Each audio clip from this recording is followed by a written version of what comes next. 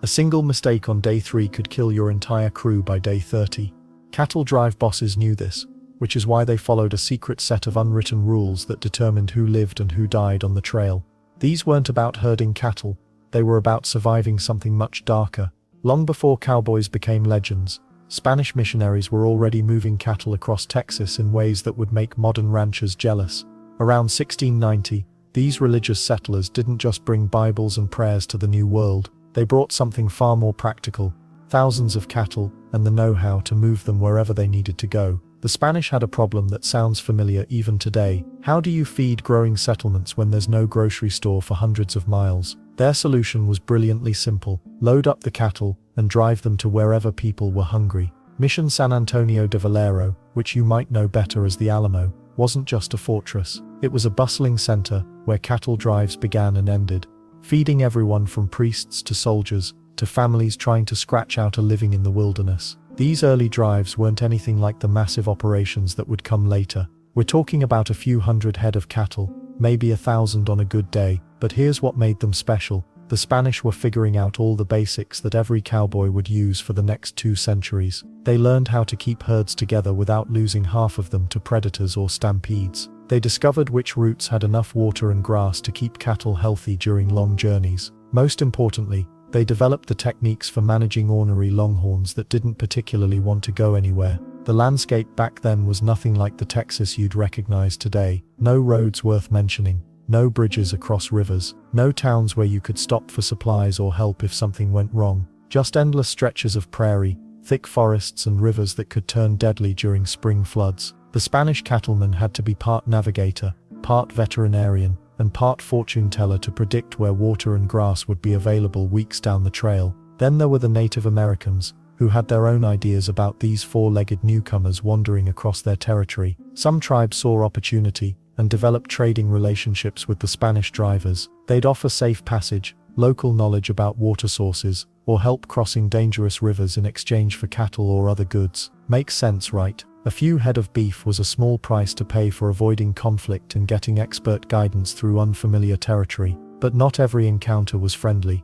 Some groups viewed these cattle drives as convenient shopping opportunities, raiding herds and making off with as many animals as they could handle. The Spanish drivers had to stay constantly alert, posting guards and choosing routes that balanced speed with safety. One careless night could mean losing weeks of work and most of their profits. What's fascinating is how these early Spanish drives created the foundation for everything that came after. They established the first major cattle trails across Texas, routes that would later become highways for the great cattle drives of the 1800s. They figured out the seasonal patterns that determined when drives succeeded or failed. They even developed many of the tools and techniques that cowboys would later claim as their own inventions. The Spanish also brought something else that proved crucial: the vaquero tradition. These skilled horsemen knew how to work cattle in ways that amazed everyone who watched them. They could rope a running steer, cut specific animals out of a herd, and keep thousands of cattle moving in the right direction using nothing but horses, ropes and an almost supernatural understanding of cow psychology. Later American cowboys didn't invent these skills. They learned them from Mexican and Spanish vaqueros who had been perfecting them for generations. By the early 1700s, Spanish cattle drives were feeding settlements across a huge chunk of what would eventually become Texas, New Mexico, and even parts of Louisiana. These weren't just local operations anymore. Some drives covered hundreds of miles and took months to complete. The Spanish were creating the first long-distance cattle industry in North America, moving beef from ranches in South Texas to markets and settlements scattered across the frontier. The cattle themselves were developing into something special during this period. The famous Texas Longhorn wasn't just a lucky accident, it was the result of Spanish cattle mixing with wild stock and adapting to the harsh Texas environment over several generations. These animals were getting tougher, more independent, and better able to survive long drives across difficult terrain. They were becoming the perfect cattle for an industry that didn't even know it was being born. What the Spanish created in those early decades was more than just a way to move cattle around. They were building the template for an entire way of life that would define the American West for generations. The techniques they developed, the routes they pioneered, and the traditions they established would soon attract attention from a very different group of people looking to make their fortunes in the cattle business. The Civil War had ended, and suddenly everyone in America wanted to get rich quick. Well, not everyone could strike gold, But Texas ranchers had something almost as valuable roaming their pastures: millions of longhorn cattle. The problem? Getting them to the people willing to pay top dollar for beef. Before the war disrupted everything, some brave Texans had already figured out the California market. Gold miners needed food, and they had gold dust burning holes in their pockets. A steer worth $4 in Texas could sell for $40 in a California mining camp. Those numbers made even the most cautious rancher start calculating profits. But here's the thing about driving cattle to California. It wasn't like taking a Sunday stroll to the neighbor's ranch. We're talking about distances that would make your smartphone's GPS have a nervous breakdown. Some routes stretched over 2,000 miles through country that seemed designed to kill both man and beast. The most popular route headed northwest through New Mexico territory, then swung west across Arizona's brutal desert before climbing into California's Sierra Nevada mountains. Sounds simple on paper, right? Reality had other plans. Water sources were spread so far apart that cowboys sometimes went days rationing every drop from their canteens while watching cattle grow weak from thirst. Then there were the deserts. Imagine trying to move 2,000 stubborn longhorns across sand that could fry an egg while the sun beats down like a giant magnifying glass. Cattle would scatter looking for shade that didn't exist. Some just lay down and refused to move another step. Cowboys learned to travel at night through the worst stretches, using stars for navigation like ancient sailors. Mountain crossings brought different nightmares. Narrow trails meant single-file movement for miles, turning a simple day's drive into a week-long ordeal. One spooked steer could trigger a stampede on a cliffside path, sending dozens of animals tumbling into canyons below. Smart trail bosses learned to send scouts ahead, sometimes finding paths blocked by rock slides or early snow that forced detours, adding hundreds of extra miles.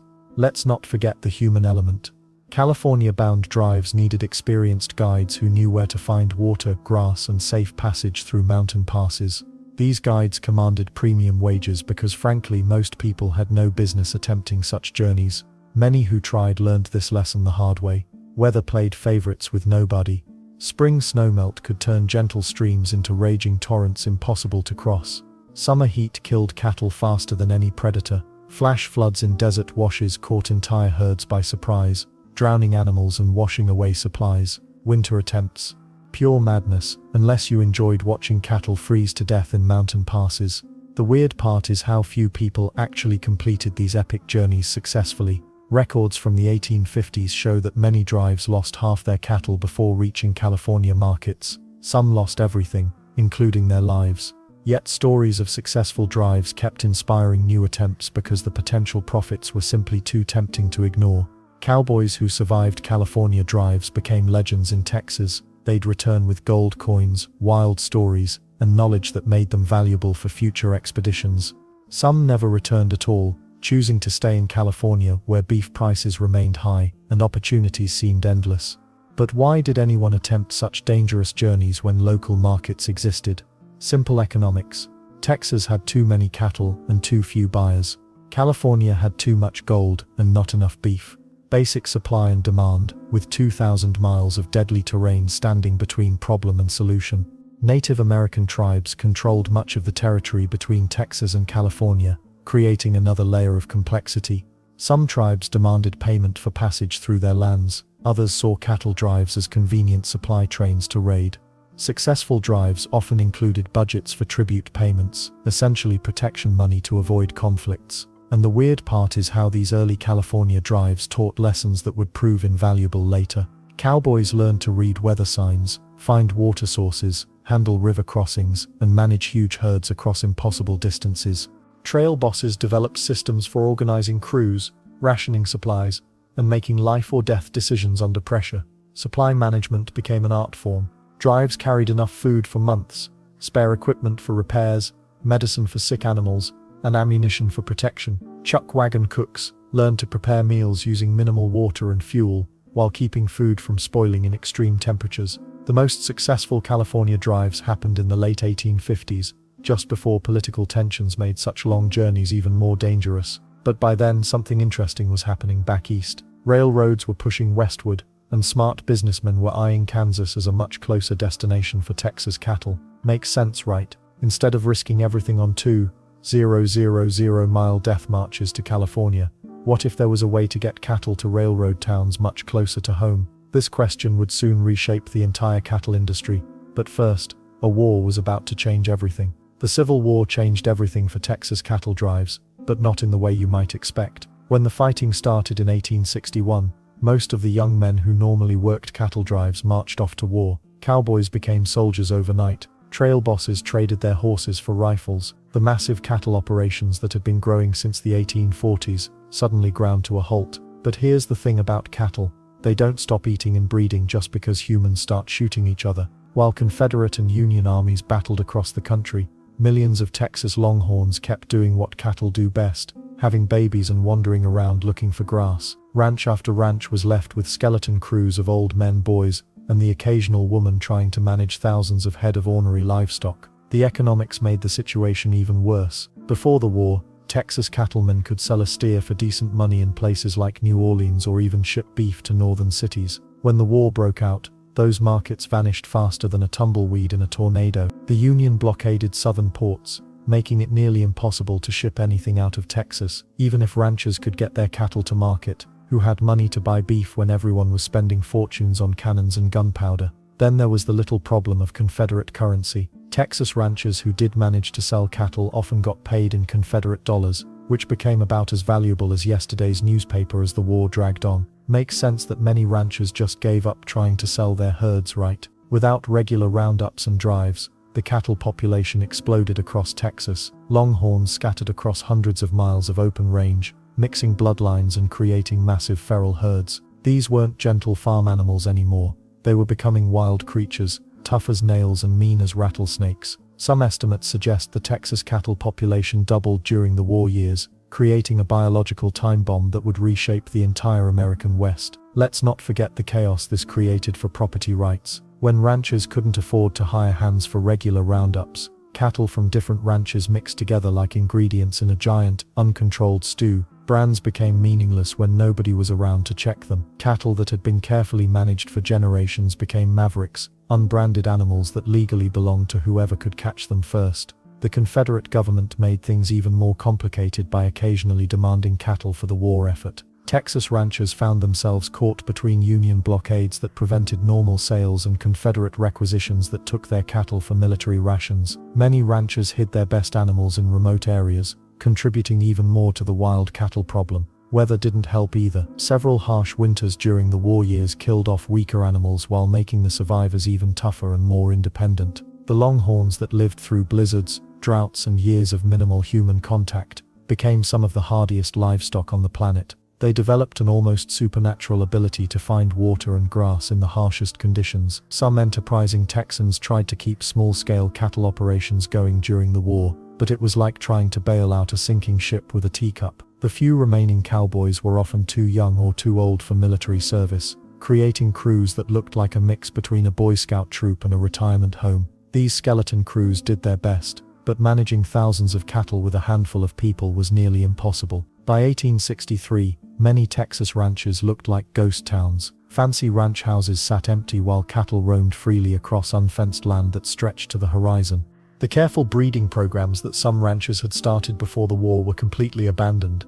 Longhorns bred with whatever partners they could find, creating new generations of cattle that were tougher and wilder than their parents.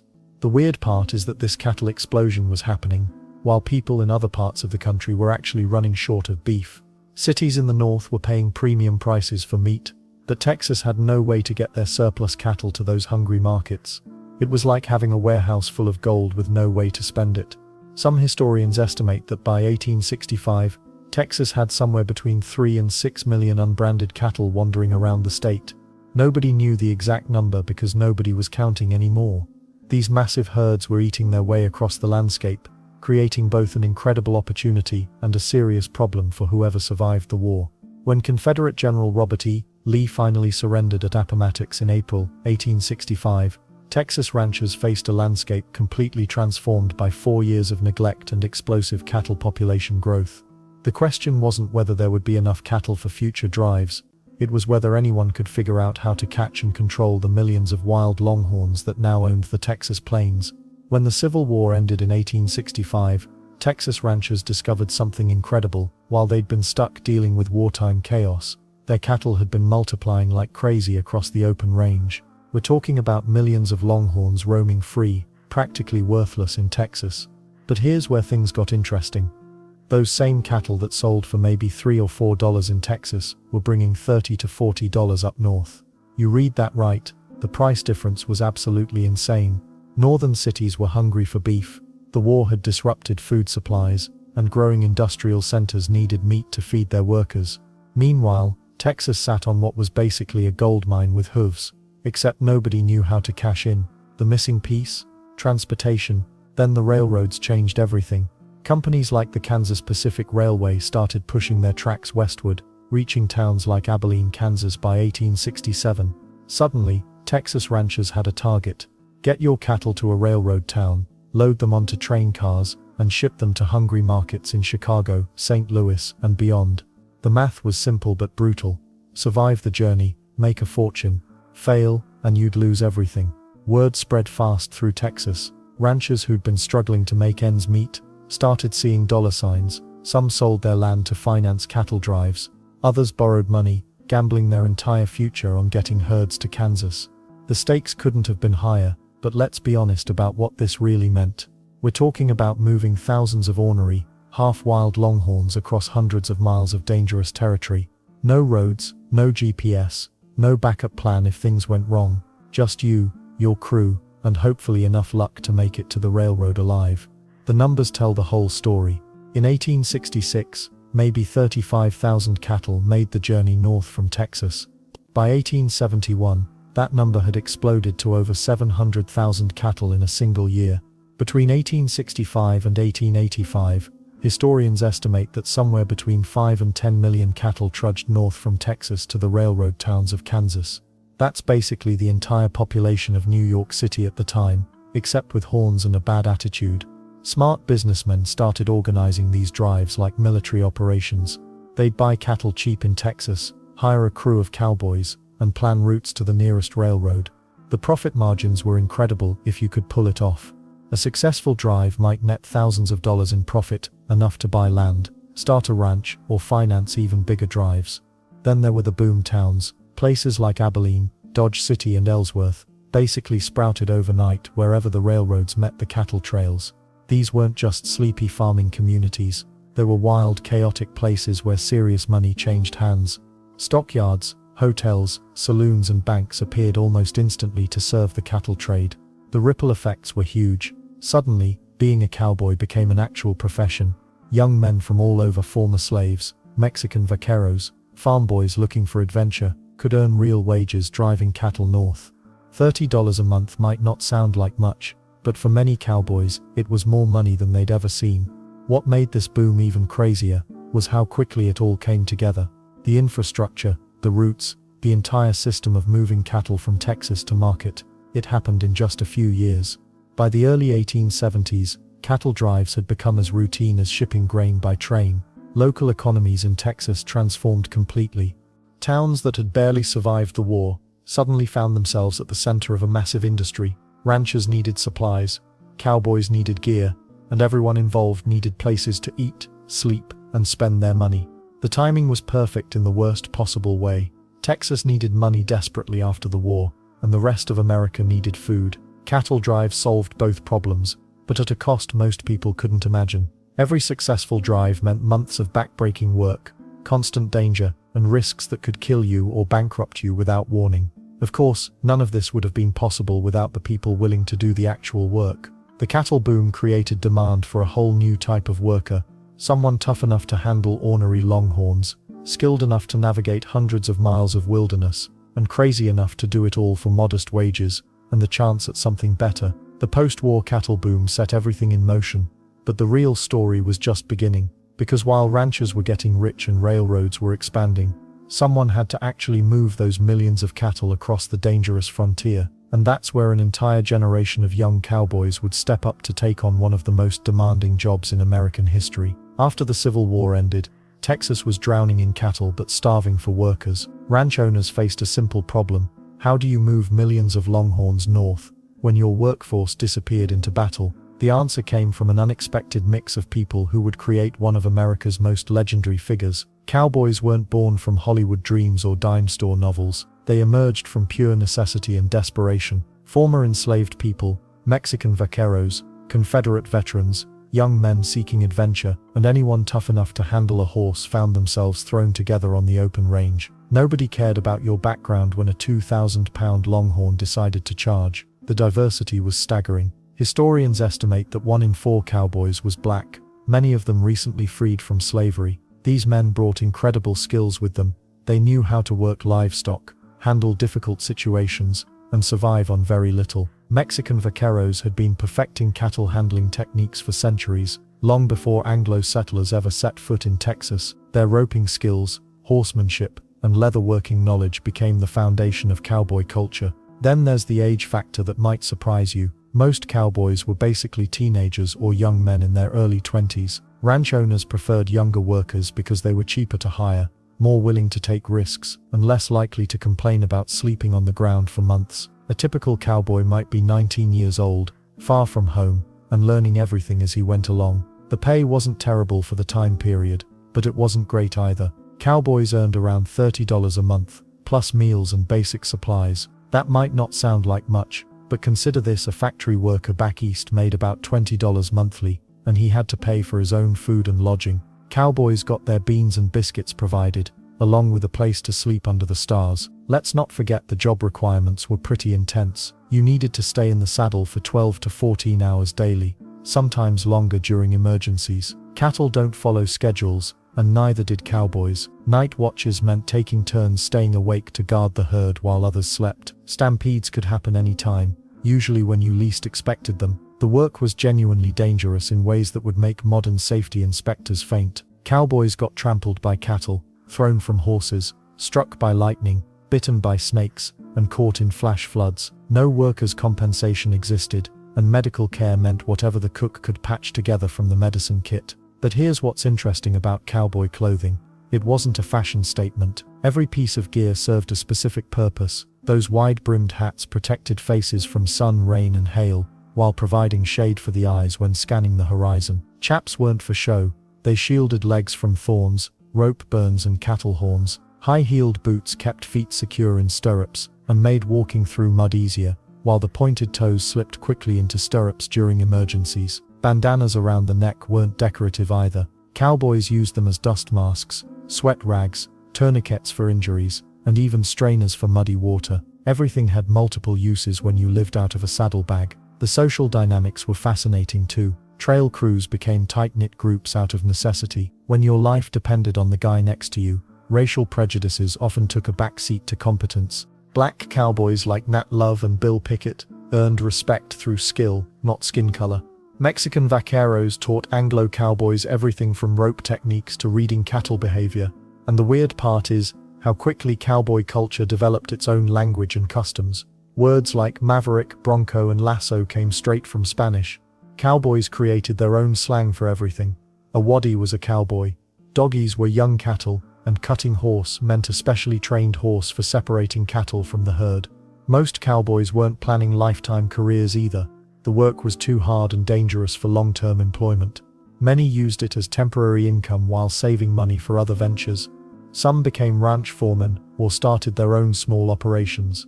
Others drifted into different jobs once their backs gave out or they got tired of sleeping on the ground. The reality was far grittier than any movie portrayed. These weren't gunslinging heroes riding into sunset adventures. They were working men doing a tough job for modest pay, dealing with ornery cattle, unpredictable weather, and months of isolation. Most never fired a gun except at wolves or rattlesnakes.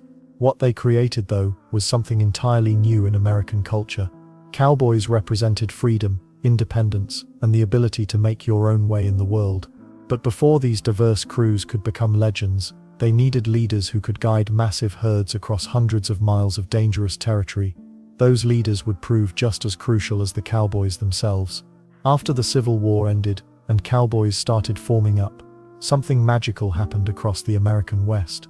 Trail networks began taking shape like veins spreading across a giant body. These weren't just random paths through the wilderness. They became the highways of the cattle kingdom. The most famous of all was the Chisholm Trail, named after Jesse Chisholm, a mixed-blood Cherokee trader who had mapped out trading routes through Indian Territory. This trail became the superhighway of cattle drives. It stretched roughly 800 miles from South Texas all the way up to Abilene, Kansas. What made it special? Well, it avoided most of the really nasty terrain that could kill cattle and cowboys alike. The Chisholm Trail started around San Antonio and swept northward through Austin, then crossed into what's now Oklahoma. Thousands upon thousands of longhorns would kick up dust clouds you could see for miles as they plodded along this route. The trail was wide enough for massive herds, had decent water sources, and here's the kicker. It led straight to railroad towns where cattle could be loaded onto trains bound for eastern markets. But the Chisholm wasn't the only game in town. Enter Charles Goodnight and Oliver Loving, two Texans who decided to blaze their own path west. The Goodnight-Loving Trail was basically the opposite of easy. Instead of heading north to Kansas, this brutal route went west through New Mexico territory, then swung north into Colorado. Why would anyone choose such a punishing path? Money, pure and simple. This western trail cut through some of the harshest country you can imagine. Stretches of desert where water was scarce as hen's teeth. Mountain passes that could break a herd's spirit.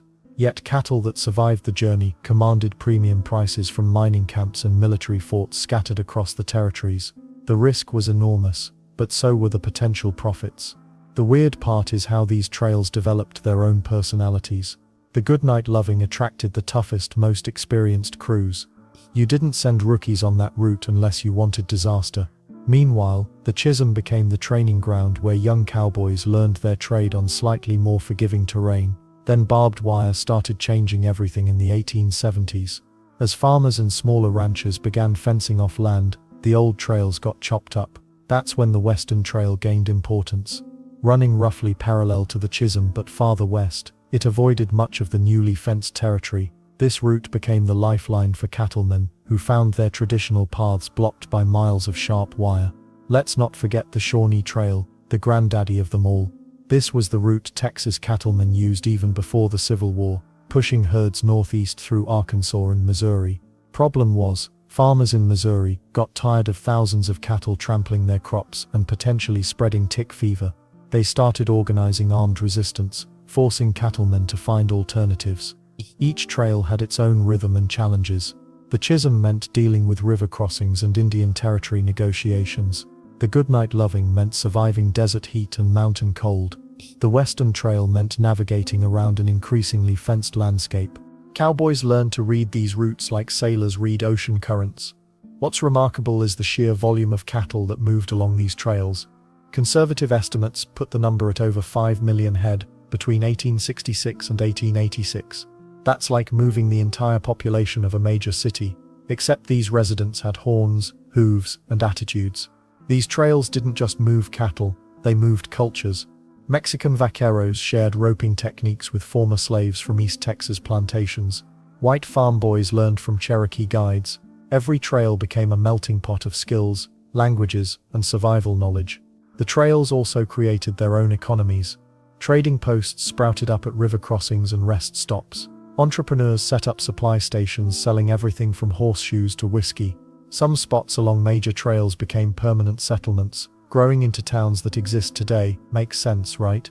When you're moving millions of cattle along the same routes year after year, support systems naturally develop. Blacksmiths, doctors, merchants, they all followed the money flowing along these cattle highways. But here's what most people don't realize about these famous trails. They weren't fixed roads carved in stone. They shifted and evolved constantly.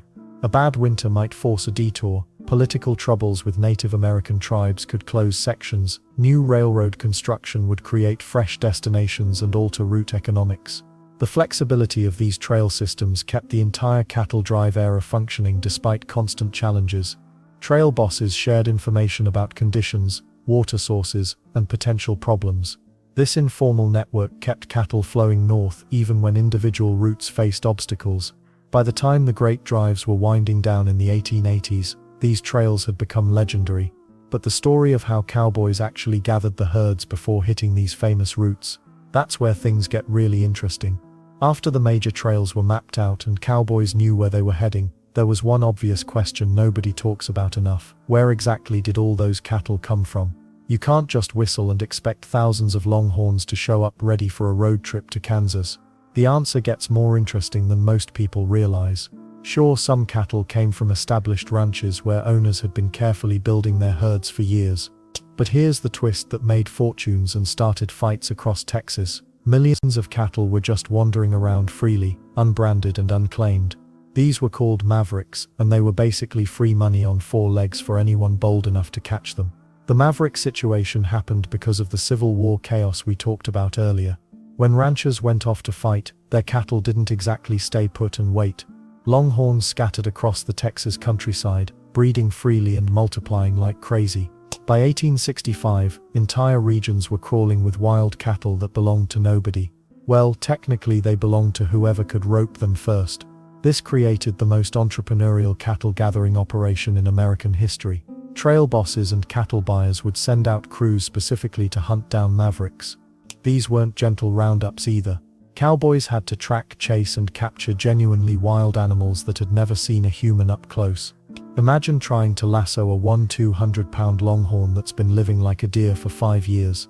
But the real money came from combining maverick hunting with traditional ranch purchases. Smart buyers would negotiate deals with established ranchers, then supplement those herds with whatever mavericks they could catch in the surrounding area. A crew might buy 1,500 cattle from a ranch, then spend weeks rounding up another 1,000 wild ones from nearby brush country. The maverick hunting got so intense that Texas eventually passed laws about it. Originally, anyone could claim an unbranded cow. Later, only people who owned land in the area could legally take mavericks found there. This didn't stop plenty of creative interpretations of ownership, especially in remote areas where nobody was watching too closely. Then there's the branding operation, which was absolutely crucial before any drive could start. Every single animal had to be marked with the owner's brand, and this process was hot, loud and dangerous work. Cowboys would build fires, heat iron brands until they glowed red, then wrestle each cow to the ground for marking. The smell of burning hair and hide could be detected for miles. Branding served multiple purposes beyond simple ownership. Different brands indicated where cattle came from, which helped sort them at trail's end. Some brands showed the year an animal was marked, helping buyers estimate age and value. Smart ranchers developed distinctive brand designs that were hard to alter or fake. The sorting process before departure was like organizing the world's most chaotic parade. Cattle buyers wanted specific types of animals for different markets. Young steers brought top dollar, older bulls were harder to control on the trail. Pregnant cows slowed everyone down. Each animal got evaluated and assigned to either the drive herd or the stay behind group. Here's where the numbers get impressive. Most drives aimed for 2,000 to 4,000 cattle per group. That's not a random range either. Fewer than 2,000 cattle meant the drive wasn't profitable enough to justify the expense and risk. More than 4,000 became impossible to control, especially during river crossings or stampede situations. Trail bosses learned these limits through expensive trial and error. Some ambitious operations tried to push those limits anyway. The largest recorded drive included over 15,000 cattle, but it required multiple crews working in coordination and proved to be more trouble than it was worth. The herd stretched for miles, took forever to cross rivers, and couldn't find enough grass in one area to feed everyone. The gathering phase typically took several weeks or even months before the actual trail drive began. Crews would establish temporary camps, gradually accumulating cattle from various sources. They'd hold the growing herd in areas with good grass and water while continuing to add more animals. This holding period also let the cattle get somewhat used to being together, which reduced fighting and chaos once the drive started. Weather played a huge role during gathering season too. Spring roundups were ideal because grass was fresh, water was plentiful, and calves born over winter were old enough to travel. Fall roundups meant cattle were well fed from summer grazing, but time pressure increased as winter approached. The financial stakes during this phase were enormous. A trail boss might invest months of work and thousands of dollars buying and gathering cattle before earning a single cent of profit. If something went wrong during the drive, all that investment disappeared.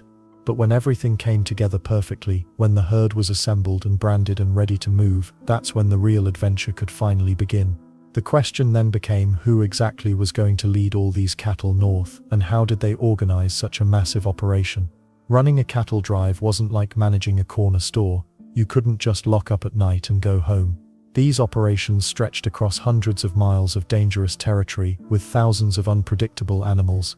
Someone had to be in charge every single moment, and that someone was the trail boss. The trail boss carried the weight of everything on his shoulders. He decided which routes to take, when to stop for water, and how to handle problems that could kill everyone. Most trail bosses were experienced cowboys who had worked their way up through years of hard rides and close calls. They knew cattle behavior, weather patterns, and which rivers were safe to cross. But knowing wasn't enough. They had to make split-second decisions that meant the difference between profit and disaster. These weren't elected positions either. Ranch owners handpicked their trail bosses based on reputation and results. A good trail boss could bring 3,000 head of cattle north and lose maybe 50 along the way. A bad one might lose half the herd to stampedes, river crossings gone wrong, or poor route choices. The difference between the two could bankrupt a ranch or make it rich. Then there were the drovers, the regular cowboys, who did most of the actual herding work. Each drive needed anywhere from 8 to 15 drovers, depending on the size of the herd. They rode in specific positions around the cattle that had been perfected over years of trial and error. The point riders led the herd from the front, keeping the cattle moving in the right direction. Swing riders controlled the middle sections while flank riders managed the sides. The drag riders got the worst job, eating dust at the back while pushing along the slowest, weakest and most stubborn animals. Let's not forget the most important person after the trail boss. The cook. Cowboys called him Cookie, and smart ones never complained about his food to his face. The cook drove the chuck wagon, which served as kitchen, supply depot, and sometimes medical station all rolled into one. He woke up before everyone else to start breakfast and worked until after dark, cleaning up from dinner. A good cook could keep morale high with decent meals and maybe some coffee that didn't taste like mud. A bad cook could turn the whole crew against each other. The horse wrangler, or wrangler, managed the remuda, the herd of extra horses that every cowboy needed. Each cowboy required multiple horses because the work was too hard for just one animal. Some horses were better for river crossings, others for night watch, and still others for chasing down strays. The wrangler kept track of maybe 100 horses, made sure they stayed healthy, and had the right horse ready when each cowboy needed a fresh mount. But here's where it gets interesting. These crews lived closer together than most married couples. They spent months sharing the same campfire, sleeping within yards of each other, and depending on one another for survival. Privacy didn't exist. Personal space was whatever you could claim on your bedroll. Arguments that might blow over in town could fester for weeks on the trail with nowhere to escape. The trail boss had to manage these personalities while keeping everyone focused on the job. Some cowboys were barely out of their teens and had never been away from home before. Others were grizzled veterans who had their own ideas about how things should be done. Mix in different backgrounds, languages, and cultural expectations, and you had a recipe for conflict that could explode at any moment. And the weird part is, most of these men barely knew each other when the drive started. Ranch owners often hired whoever was available when it came time to move cattle north. A crew might include former slaves working alongside Confederate veterans, Mexican vaqueros next to Irish immigrants, and teenagers trying to prove themselves to men twice their age. The trail boss had to turn this random collection of individuals into a functioning team before they even left Texas. Communication happened through hand signals,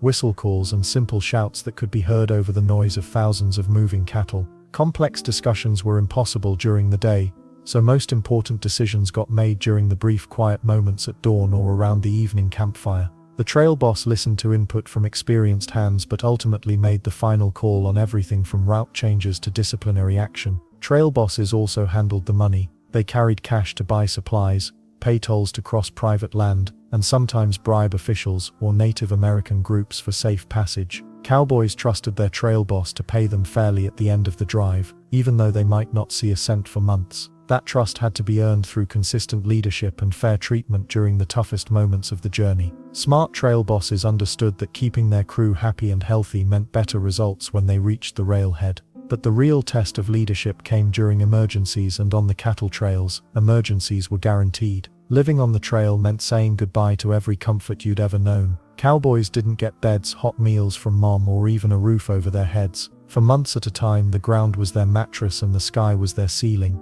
Their bedroom changed every single night, and sometimes that bedroom came with rattlesnakes, scorpions, or worse. Most drives took anywhere from 3 to 5 months. That's longer than a school semester, longer than summer vacation, longer than most people today go without checking their phones. These men lived like this by choice, sleeping under stars that became as familiar as old friends, well, when they could actually see the stars through all that dust. The sleeping arrangements were about as luxurious as you'd expect. Cowboys rolled out their bedrolls wherever they could find a spot that wasn't too rocky, too muddy, or too close to something that might eat them. A good night's sleep meant waking up only twice to mysterious sounds in the darkness. The ground was hard, the weather was unpredictable, and privacy was a foreign concept. Then there was the food situation, which makes school cafeteria meals look like five-star dining. Everything got cooked over campfires by the camp cook, who usually had the personality of a grumpy bear and cooking skills to match. The menu rarely changed: beans, hardtack biscuits, salt pork and coffee so strong it could probably dissolve horseshoes. Fresh vegetables, forget about it. Fruit, only if you stumbled across wild berries and were brave enough to risk eating them. The cook worked out of the chuck wagon, a mobile kitchen that carried everything from flour sacks to medical supplies. This wagon was the heart of camp life, and the cook ruled it like a dictator. Smart cowboys learned quickly not to complain about burnt beans or rock-hard biscuits. The cook held all the power when it came to food, and crossing him meant smaller portions or the worst cuts of meat. Coffee was practically a food group on the trail. Cowboys drank it morning, noon and night, partly because it was one of the few things that actually tasted decent and partly because the caffeine helped them stay alert during those long night watches. The coffee was thick enough to float a horseshoe and strong enough to wake the dead. Weather made everything 10 times worse than it already was. Summer heat could reach brutal levels, turning the prairie into a giant oven that cooked cowboys and cattle alike. There was no air conditioning, no ice-cold drinks, and definitely no swimming pools to cool off in. Just relentless sun beating down day after day, until everyone looked like leather boots. But heat wasn't the only enemy. Spring and fall brought sudden temperature drops that could catch everyone off guard. Cowboys might go to sleep in pleasant weather, and wake up to frost covering their blankets. Winter drives were pure misery, with freezing rain, snow, and winds that cut right through whatever clothes they had. Rainstorms created their own special kind of hell. Everything got soaked: clothes, bedrolls, food supplies, and most importantly, the firewood needed for cooking. Wet clothes stayed wet for days because there was nowhere to properly dry them. Meals turned into cold, soggy disasters that nobody wanted to eat but everyone had to choke down anyway. Privacy was basically non-existent on the trail. Cowboys lived, worked, ate, and slept within arm's reach of each other for months. Personal space was a luxury nobody could afford. Arguments broke out over stupid things because everyone was tired, dirty, and sick of looking at the same faces day after day. Personal hygiene became optional pretty quickly. Baths happened when they crossed rivers, if they had time and energy left after dealing with the cattle. Most cowboys went weeks without properly washing their clothes or themselves. The smell of a cattle drive crew could probably be detected from miles away, though after a few days, nobody noticed anymore because they all smelled equally terrible. The weird part is how quickly men adapted to this lifestyle. What seemed impossible on day 1 became routine by week 3. Cowboys learned to sleep through almost anything: thunderstorms, cattle lowing, other men snoring loud enough to wake the dead. They developed stomachs that could handle the worst cooking and backs that could tolerate sleeping on rocks. Entertainment was whatever they could create themselves. Some cowboys brought harmonicas or guitars to play around the campfire. Others told stories, though the same tales got repeated so many times that everyone knew them by heart. Card games passed the time when weather kept them stuck in camp, and friendly competitions helped break up the monotony. Despite all the hardships, something about trail life appealed to these men. The freedom, the adventure, the money waiting at the end, it was enough to keep them coming back year after year. But freedom came with a price, and that price included dangers that could kill a man in seconds if he wasn't careful. Getting thousands of nervous, unpredictable cattle from Texas to Kansas sounds tough enough on paper. Reality was 10 times worse. These weren't gentle farm animals following a nice paved road with clear directions. Longhorns were half-wild beasts with minds of their own, and the trail ahead was filled with every possible hazard nature could throw at them. Cattle spook easier than a cat in a thunderstorm. A sudden noise, flash of lightning, or even a jackrabbit jumping from the brush could send an entire herd into complete panic. One minute you're riding peacefully under the stars, and the next minute 2,000 cattle are running full speed in every direction like their tails are on fire. Cowboys called these stampedes, and they happened way more often than anyone wanted. The weird part about stampedes, they usually started at night when everyone was trying to get some rest. Cattle that seemed calm during the day turned jumpy after dark. A coyote's howl, the crack of a breaking branch, or sometimes absolutely nothing at all would set them off. Cowboys learned to sleep with their boots on, and horses saddled nearby, ready to chase runaway cattle at a moment's notice. But here's something most people don't know about controlling spooked cattle.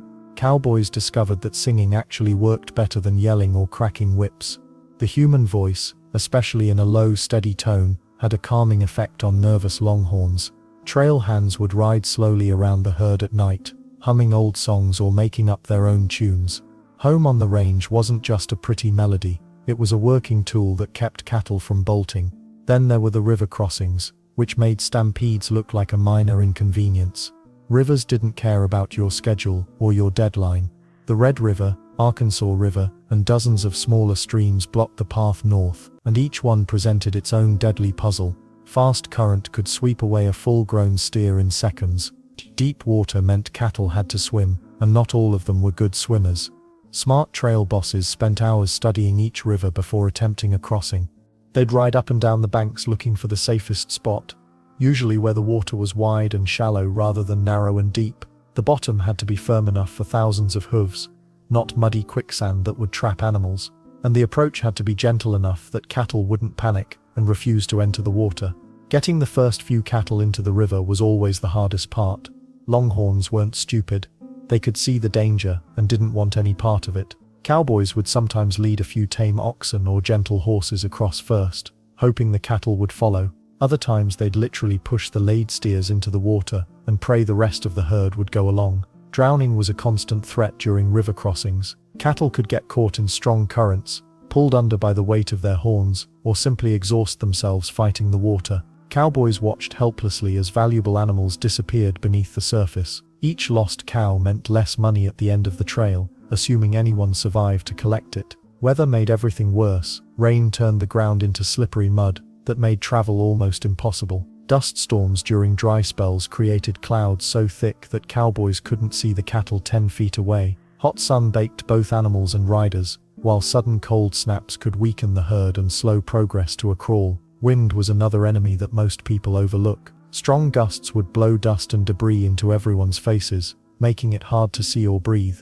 Cattle already nervous about river crossings became even more agitated when wind was howling around their ears, and if that wind carried the scent of wolves or other predators, the whole herd could panic in an instant. The relentless dust deserves special mention because it affected absolutely everything. Imagine breathing through a dirty rag for months, while your eyes water constantly and grit gets in your food, clothes and bedroll. Cowboys tied bandanas over their faces, but fine dust still found its way everywhere. Cattle suffered too. Dust clogged their nostrils and made them more likely to spook at unexpected sounds they couldn't properly smell or identify. Managing a herd meant reading the mood of thousands of individual animals and adjusting accordingly. Experienced cowboys could tell when cattle were getting restless before trouble started. They'd notice ears twitching more than usual, heads turning at every sound, or the herd bunching together instead of spreading out naturally. The most successful drives had cowboys who understood that patience often worked better than force. Pushing too hard or too fast usually backfired,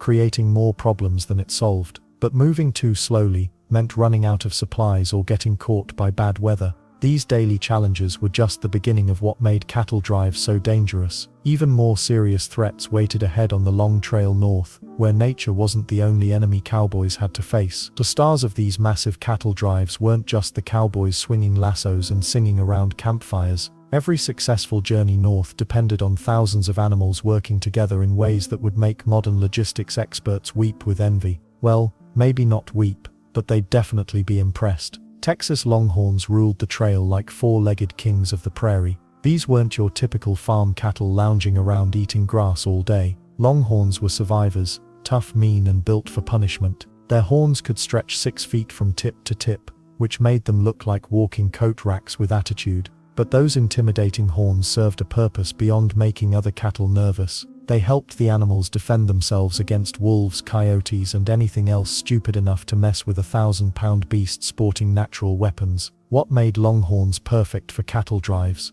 They could walk forever without complaining. These animals had Spanish blood mixed with wild stock that had been surviving on the Texas plains for decades. Heat didn't bother them. Cold nights were just another Tuesday. They could go days without water and still keep moving north toward those Kansas railheads. Regular cattle would have collapsed after the first week, but Longhorns treated the journey like an extended camping trip. Then there were the horses. Without them, cowboys would have been cowwalkers, which sounds way less impressive. Each cowboy needed multiple horses for a single drive because no animal could handle months of constant work. The remuda, a Spanish word for the herd of extra horses, typically included 5 to 8 horses per cowboy. Makes sense, right? One horse couldn't chase stampeding cattle for 3 months straight without having a complete breakdown. These weren't fancy thoroughbreds prancing around like they owned the place. Trail horses were compact, sturdy animals bred for endurance rather than beauty contests. Many were Mustangs, or Mustang crosses, horses that inherited the wild toughness needed for surviving on the open range. Cowboys developed deep relationships with their favorite mounts, often knowing exactly which horse to pick for river crossings versus which one excelled at cutting cattle from the herd. Let's not forget the mules pulling their weight in this massive operation. While horses got most of the glory, mules did the grunt work of hauling supplies, water barrels, and equipment in the chuck wagon. Mules were smarter than horses and more stubborn than teenagers, which made them perfect for the job. They refused to step into dangerous situations that might fool a horse, and they could carry heavier loads across rougher terrain without breaking down. But managing thousands of animals created problems that would challenge any trail boss. Picture trying to keep track of 3,000 individual cattle, each with its own personality and tendency to wander off at the worst possible moment. Some cattle naturally became leaders, walking at the front of the herd day after day. Others were followers who'd panic if separated from the group. Then there were the troublemakers, cattle that would bolt at the first sign of thunder or decide to explore interesting-looking canyons during river crossings. The weird part is how quickly animals could slow down an entire drive. One sick cow might infect dozens of others, forcing the crew to stop and deal with the problem before it spread through the whole herd. Injured animals couldn't keep up with the pace, leaving trail bosses with tough decisions. Abandon valuable cattle, or risk falling behind schedule and missing seasonal markets. Cowboys developed an almost supernatural ability to read animal behavior. They could spot a nervous steer from 50 yards away or predict which horses were about to cause trouble. This skill kept everyone alive when 3,000 cattle decided to stampede because someone sneezed too loudly near the campfire. Water presented constant challenges for all these animals. Cattle needed massive amounts of water daily, and finding reliable sources along the trail required careful planning. Rivers that looked perfect for watering the herd might hide dangerous currents or quicksand. All wells might be contaminated, or too small to handle thousands of thirsty animals arriving at once. Disease could devastate herds faster than anything else on the trail. Texas fever, spread by ticks, killed cattle by the hundreds. Cowboys had no vaccines or modern medicine. They relied on experience, luck, and folk remedies that sometimes worked and sometimes made things worse. Losing animals to disease meant losing money, and enough losses could bankrupt an entire drive. The relationship between cowboys and their animals went far beyond simple work partnerships. These men depended on their horses for survival in situations where one mistake meant death. They sang to cattle not just to calm them, but because the animals genuinely responded to familiar human voices during stressful moments. Animals shaped every decision on the trail, from choosing campsites with good grass to timing river crossings when conditions were safest. Without understanding animal behavior, even the most experienced trail boss would fail miserably. But the next challenge required more than just managing livestock. It demanded keeping an entire crew fed and supplied across hundreds of miles of wilderness. After watching their animals struggle through heat and storms, smart cowboys knew survival meant more than just staying in the saddle. The real lifeline rolled along beside every herd on 4 wooden wheels, the chuck wagon.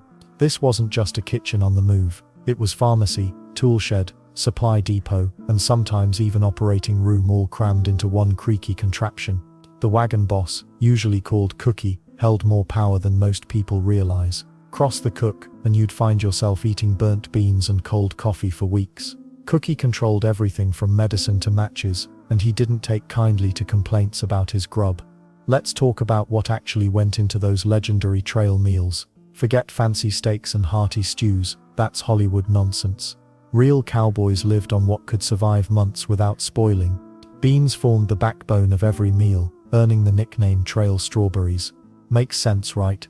They were cheap, filling, and didn't go bad in the heat. Coffee ranked as the second most important food group. Cowboys would rather skip dinner than start their day without thick black coffee strong enough to dissolve horseshoes. Cookie brewed it so strong that newcomers often choked on their first sip, much to the amusement of seasoned hands. The coffee pot stayed on the fire from dawn until midnight, getting stronger and more bitter with each passing hour. Then there was bacon, or sobelly as trail hands called it. The salt-cured pork traveled well, and provided the fat needed for cooking everything else. Biscuits, when Cookie felt generous enough to bake them, disappeared faster than morning dew. Most of the time though, Cowboys made do with hardtack crackers that could crack teeth if you weren't careful. But here's where things get interesting. Water posed a bigger challenge than food. You can't exactly carry thousands of gallons in a wagon. Trail bosses spent hours studying maps, looking for reliable streams, springs and wells along their route. Some water sources were known to be poisonous or contaminated with alkali that would make both men and cattle violently sick. When good water ran low, Cookie rationed it like liquid gold. Washing dishes became a luxury. Coffee got priority over everything else, including personal hygiene. Cowboys learned to spot clean water from murky streams, and they knew which plants indicated fresh springs nearby. The weird part is how much gear one small wagon had to carry. Besides food and water barrels, chuck wagons hauled spare horseshoes, nails, rope, leather for repairs, needles and thread, soap, lanterns, oil, matches in waterproof containers, and basic tools. Cookie also kept a medicine box stocked with whatever remedies he could find. Medical supplies were pretty basic by today's standards. Whiskey served as both antiseptic and painkiller. Turpentine treated cuts and wounds. Laudanum, an opium-based medicine, helped with severe pain or dysentery. Many cowboys swore by chewing tobacco juice for bee stings and snake bites, though that probably did more harm than good. Speaking of remedies, Cookie often played doctor when cowboys got hurt or sick. He'd set broken bones using wooden splints and torn shirts. Burns from branding irons or campfires got treated with bacon grease or lard. Stomach troubles common from bad water or spoiled food were handled with whatever herbs Cookie could gather along the trail. Then there's the matter of keeping supplies dry and organized while bouncing across rough terrain for months. Everything had its place in the wagon, and Cookie guarded his system fiercely. Flour went in sealed barrels to keep out moisture and bugs. Salt pork hung in canvas bags. Coffee beans stayed in airtight containers when possible. Rain created nightmares for wagon supplies. A single bad storm could ruin weeks' worth of food if the canvas covers leaked. Cookie spent sleepless nights during thunderstorms,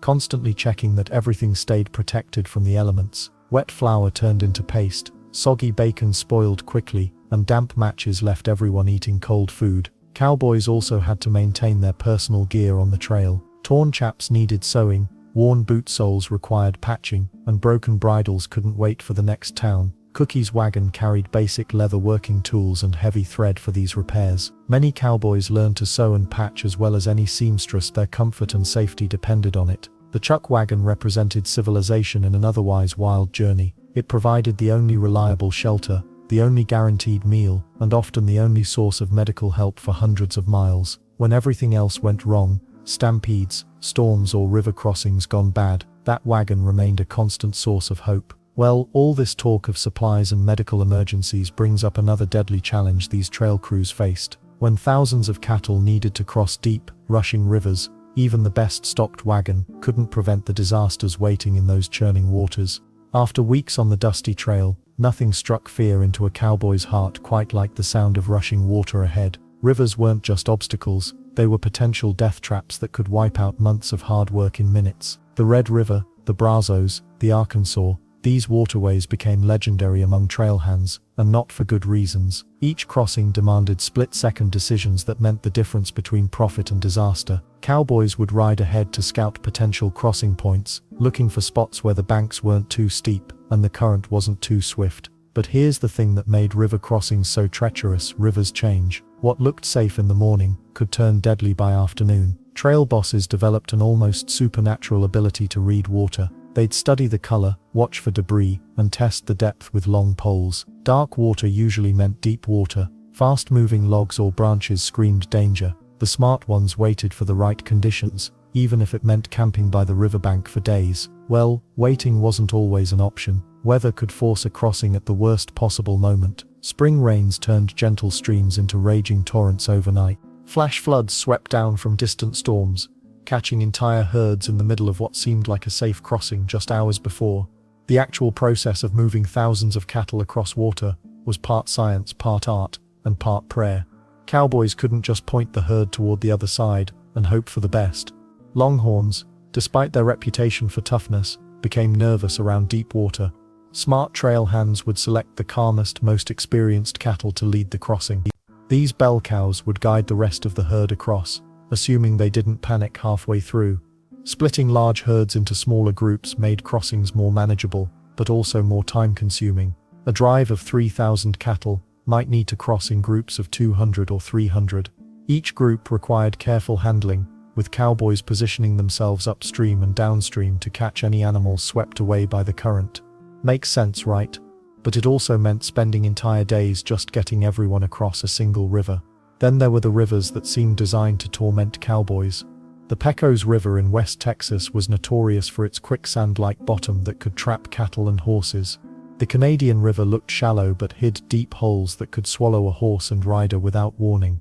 Cowboys developed colorful names for these crossings, most of them unprintable in polite company. Drowning wasn't the only danger lurking in these waters. Cattle that survived the crossing sometimes emerged injured from collisions with rocks or other animals. Broken legs meant putting the animal down, lost money walking on 4 legs until it couldn't walk at all. Infections from cuts sustained during river crossings could spread through a herd faster than gossip in a small town. Let's not forget the human cost of these crossings.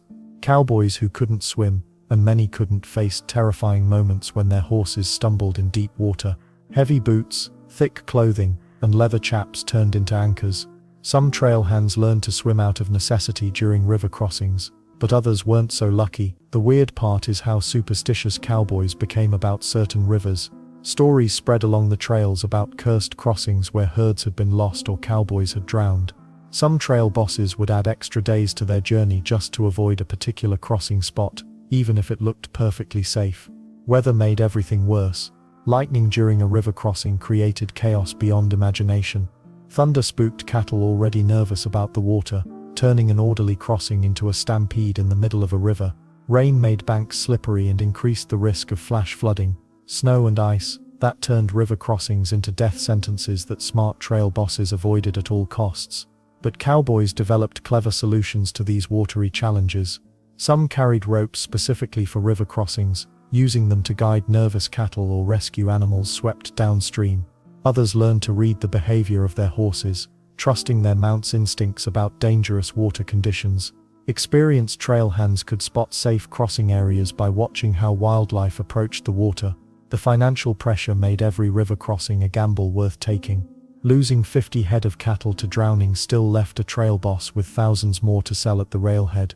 But losing an entire herd to a single bad decision about a river crossing meant financial ruin for everyone involved. Recovery after a difficult crossing often took days. Cowboys had to round up scattered cattle, tend to injured animals, and dry out water-damaged supplies. The chuck wagon's flour might be ruined, coffee grounds scattered by rushing water, and medical supplies soaked beyond use. Still, successful river crossings created some of the strongest bonds among trail crews. Men who had worked together to save cattle and each other from drowning developed trust that lasted lifetimes. These shared experiences of danger and triumph became the stories cowboys told around campfires for years afterward. Even after reaching the other side safely, the trail held plenty more challenges that could test a cowboy's nerves and skills in completely different ways. When darkness fell across the prairie, the real work began. Cowboys didn't get to punch out at sunset and head home to a warm bed. The cattle needed watching every single hour, and nighttime brought dangers that could wipe out months of hard travel in minutes. Each cowboy pulled night guard duty in shifts, usually lasting 2 to 3 hours. They called it riding night herd, and it meant circling the sleeping cattle slowly on horseback while everyone else caught some rest. The first shift started right after supper, around 8 o'clock. The second shift took over near midnight. The final watch ran from about 3 in the morning until dawn broke. Nobody volunteered for that last shift. Cattle were most likely to spook in the early morning hours, especially right before sunrise. Something about that time made them jumpy and unpredictable. Cowboys dreaded pulling the graveyard watch, because one wrong sound could send 2,000 longhorns charging into the darkness. The night guards had one main job: keep the herd calm and together, They rode in wide circles around the sleeping cattle, moving clockwise at a gentle pace. Their horses knew the routine, and could practically do it with their eyes closed. Smart cowboys let their mounts handle the navigation while they focused on listening for trouble. What kind of trouble? Just about everything you can imagine. Wolves howling in the distance. Sudden thunder rumbles. A coyote getting too close to the herd's edge. Sometimes even a rabbit jumping out of the brush could trigger a stampede if it caught the cattle at the wrong moment. That's where the singing came in. Cowboys discovered early on that cattle responded well to human voices in the dark. The songs didn't need to be good. Most cowboys couldn't carry a tune in a bucket. But the steady, familiar sound of a man's voice drifting through the night air worked like magic on nervous livestock. Popular night herding songs included Old Blue, the Texas Lullaby, and Sam Bass. Cowboys also hummed church hymns, folk ballads, or whatever came to mind. Some made up their own verses as they rode. The key was keeping the voice low and steady, almost like a lullaby for giant horned babies. Experienced cowboys learned to read the herd's mood by watching and listening. Calm cattle lay down with their legs tucked under them. Restless cattle stood up, shifted around, and made more noise. When the whole herd started getting to their feet at once, the night guard knew trouble was brewing. The worst nightmare was a stampede in complete darkness. Cattle could run for miles in any direction, scattering across the landscape like marbles from a broken bag. Cowboys caught in the middle faced getting trampled, shot off cliffs, or thrown from their horses at full speed. Many trail hands got injured or killed during nighttime stampedes. Weather made night watches even more challenging. Rain meant sitting in the saddle while water dripped off your hat for hours. Snow and cold turned fingers numb, making it hard to handle reins properly. Wind carried sounds from miles away, spooking both horses and cattle with mysterious noises. Then there were the predators. Wolves traveled in packs and knew how to test a herd's defenses. They'd circle just outside the firelight, looking for weak or isolated animals. Coyotes were sneakier, slipping in close to grab calves or injured cattle. Mountain lions posed the biggest threat in certain regions, capable of taking down full-grown steers. Most cowboys carried rifles during night watch, but shooting near the herd was risky. Gunfire could trigger the very stampede they were trying to prevent. Smart guards relied more on their presence and noise-making to scare off predators. Shouting, whistling, and cracking whips usually did the trick without panicking the cattle. The campfire played a crucial role in night herding. Cowboys kept it burning all night, both for light and to ward off wild animals. The night guard could use the fire's glow as a reference point while circling the herd. It also provided a beacon for anyone who got lost in the darkness. Sleep deprivation became a serious problem on long drives. Cowboys pulling night watch still had to do their regular jobs during the day. After several weeks of interrupted sleep, men started making dangerous mistakes. They'd doze off in the saddle, miss important signals, or react too slowly when trouble started. Some trail bosses rotated the night watch schedule to spread the burden around fairly. Others assigned the duty based on seniority or skill level. Newer cowboys often got stuck with more night shifts since experienced hands had earned better treatment through years of proving themselves. The strangest part about night herding was how peaceful it could be between the moments of terror. Cowboys talked about the beauty of riding under a sky full of stars, with only the sound of cattle breathing and the creak of leather saddles.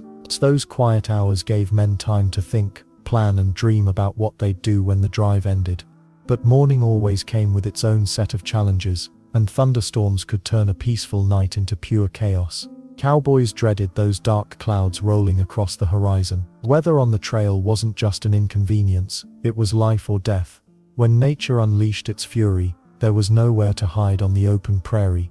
Lightning strikes terrorized both cattle and cowboys. The brilliant flashes would illuminate thousands of cattle packed together, their eyes wide with panic. Thunder boomed like cannon fire, sending entire herds into chaos within seconds. A single bolt could kill a cowboy instantly, or scatter 2,000 head of cattle across 50 square miles. The aftermath meant days of dangerous work gathering spooked animals who might never fully calm down again. Flash floods appeared from nowhere during storms. A dry creek bed could transform into a raging torrent in minutes, washing away supplies, drowning cattle, and stranding cowboys on opposite sides of what used to be a gentle stream. Chuck wagons got swept away along with weeks of food and medicine. Cowboys learned to sleep with one eye on the sky, and both ears listening for the distant rumble of water rushing toward camp. Then there's the brutal heat that could cook a man alive. Summer temperatures reached 110 degrees with no shade for miles. Cattle suffered terribly, their tongues hanging out as they stumbled forward. Dehydration killed faster than most people realized. Cowboys wrapped wet bandanas around their necks, but the fabric dried within an hour. Heat stroke dropped grown men from their saddles, and there wasn't much anyone could do except pour precious water over them and pray. But the cold, that was equally merciless. Spring and fall drives faced sudden temperature drops that caught everyone off guard. Cowboys who went to sleep under warm stars woke up covered in frost. Pneumonia spread through camps like wildfire when men slept in wet clothes night after night. Frostbite claimed fingers and toes of cowboys who couldn't afford proper gloves or boots. Some died in their sleep when temperatures plummeted without warning. Hailstorms pounded the trail with ice chunks the size of chicken eggs. Cowboys crouched under their horses for protection while hail bruised cattle and spooked them into stampedes. The worst storms left the ground white with ice, creating treacherous conditions for horses carrying riders at full gallop. Imagine trying to control a panicked horse on icy ground while chasing 2,000 terrified longhorns through the darkness. Dust storms turned day into night and suffocated everything in their path. Cowboys tied bandanas over their faces, but fine dust still filled their lungs and eyes. Cattle bunched together trying to breathe, while visibility dropped to zero. These storms could last for hours, leaving everyone coated in grit and struggling to find the rest of the herd scattered by winds that knocked grown men off their feet. Wind presented its own challenges beyond dust storms. Constant prairie winds dried out everything, cracking lips and skin until they bled. But worse, wind carried sounds that spooked cattle. A distant train whistle, coyote howls, or even the flapping of canvas could trigger a stampede when amplified by gusting air. Cowboys learned to read wind direction like a weather forecast, knowing which way panicked cattle might run. Tornadoes occasionally touched down near cattle drives, though most cowboys considered themselves lucky if they only saw the funnel cloud in the distance. The few who survived close encounters described the terrifying sound and the way their ears popped from pressure changes. Cattle scattered in every direction, and some were never found again. Let's not forget the weird weather combinations that made everything worse. Rain mixed with lightning created the perfect storm of problems: slippery conditions for horses, panicked cattle, and deadly electricity all at once. Snow mixed with wind created whiteout conditions that left entire crews lost for days. Heat followed by sudden cold shock killed weaker cattle and made the survivors harder to handle. Cowboys developed their own weather prediction methods out of necessity. They watched how cattle behaved, studied cloud formations, and paid attention to their horses' ears and behavior. Old-timers claimed they could smell rain hours before it arrived. Makes sense, right? Their lives depended on staying one step ahead of Mother Nature's mood swings. The lack of shelter made everything worse. Unlike farmers who could retreat to barns or houses, trail crews faced every storm in the open. A cowboy's hat and coat were his only protection against hail, wind, and driving rain. Some crews carried small canvas tarps, but these provided minimal coverage for men trying to sleep on the ground during violent weather. Weather-related accidents happened constantly. Lightning spooked horses through riders. Slippery mud caused broken bones. Hypothermia and heat exhaustion claimed lives regularly. Trail bosses had to make split-second decisions about whether to push forward through dangerous conditions or risk losing time and money by stopping to wait out the storm. But surviving the storm was only half the battle. The real test came afterward, when scattered cattle needed gathering, injured animals required treatment, and damaged supplies had to be replaced or repaired with whatever materials the crew could scrounge up. Weather was just one of many hazards cowboys faced.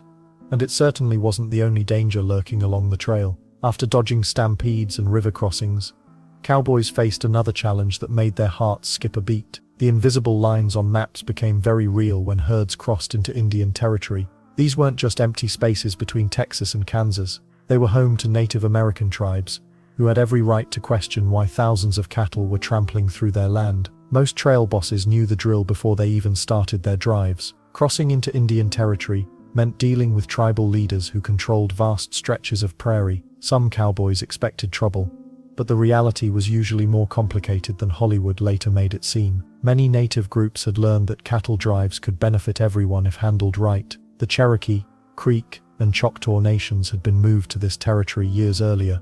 They understood business better than most cowboys realized. When a herd of 3,000 longhorns showed up at their borders, tribal leaders often approached with a simple proposition: pay a toll and everyone stays happy. Refuse, and the drive might face serious delays. Smart trail bosses budgeted for these payments before leaving Texas. A typical toll might be 10 cents per head of cattle, or sometimes tribal leaders asked for a few cattle instead of cash. For a big herd, that could mean paying $300 or handing over 30 prime steers. Sounds expensive until you consider the alternative. Cowboys who tried to sneak through without paying usually regretted it. Tribes had scouts who could track herds for miles, and they knew every water source and river crossing. A stubborn trail boss might find his herd blocked from the best grazing spots or forced to take longer, more dangerous routes. Some drives got turned around completely and had to backtrack for days. But here's what gets interesting. Many encounters between cowboys and Native Americans involved more trading than fighting. Tribal members often had horses to sell,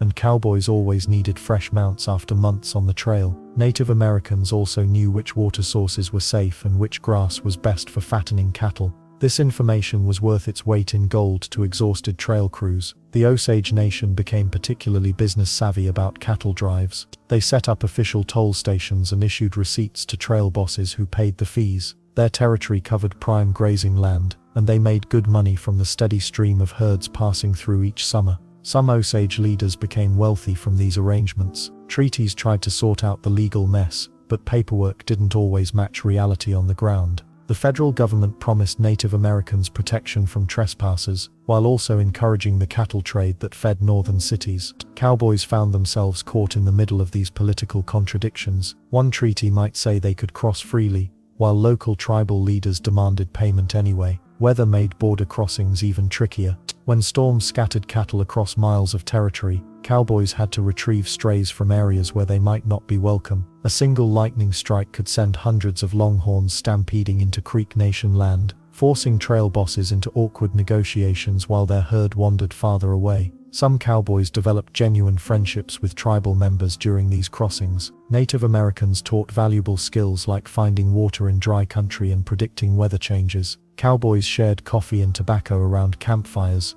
swapping stories about life on the plains. These relationships often helped future drives pass through more smoothly. The timing of border crossings mattered too. Spring drives might find tribal communities busy with planting, while fall drives could interrupt hunting seasons. Respectful trail bosses learned to ask about local customs and avoid sacred areas. A little courtesy went a long way toward preventing conflicts. Not every crossing went peacefully though. Young warriors sometimes tested their courage against trail crews, leading to tense standoffs that could last for hours. Miscommunications happened frequently since few cowboys spoke tribal languages and not all Native Americans spoke English. A simple gesture could be misunderstood, turning a routine toll payment into a dangerous situation. Border disputes between different tribes also complicated cattle drives. A trail boss might pay the Cherokee Nation for passage, only to discover that Creek leaders also claimed the same territory. These overlapping jurisdictions forced cowboys to pay multiple tolls or risk getting caught in territorial feuds they didn't understand. The weird part is how these border crossings shaped both cultures.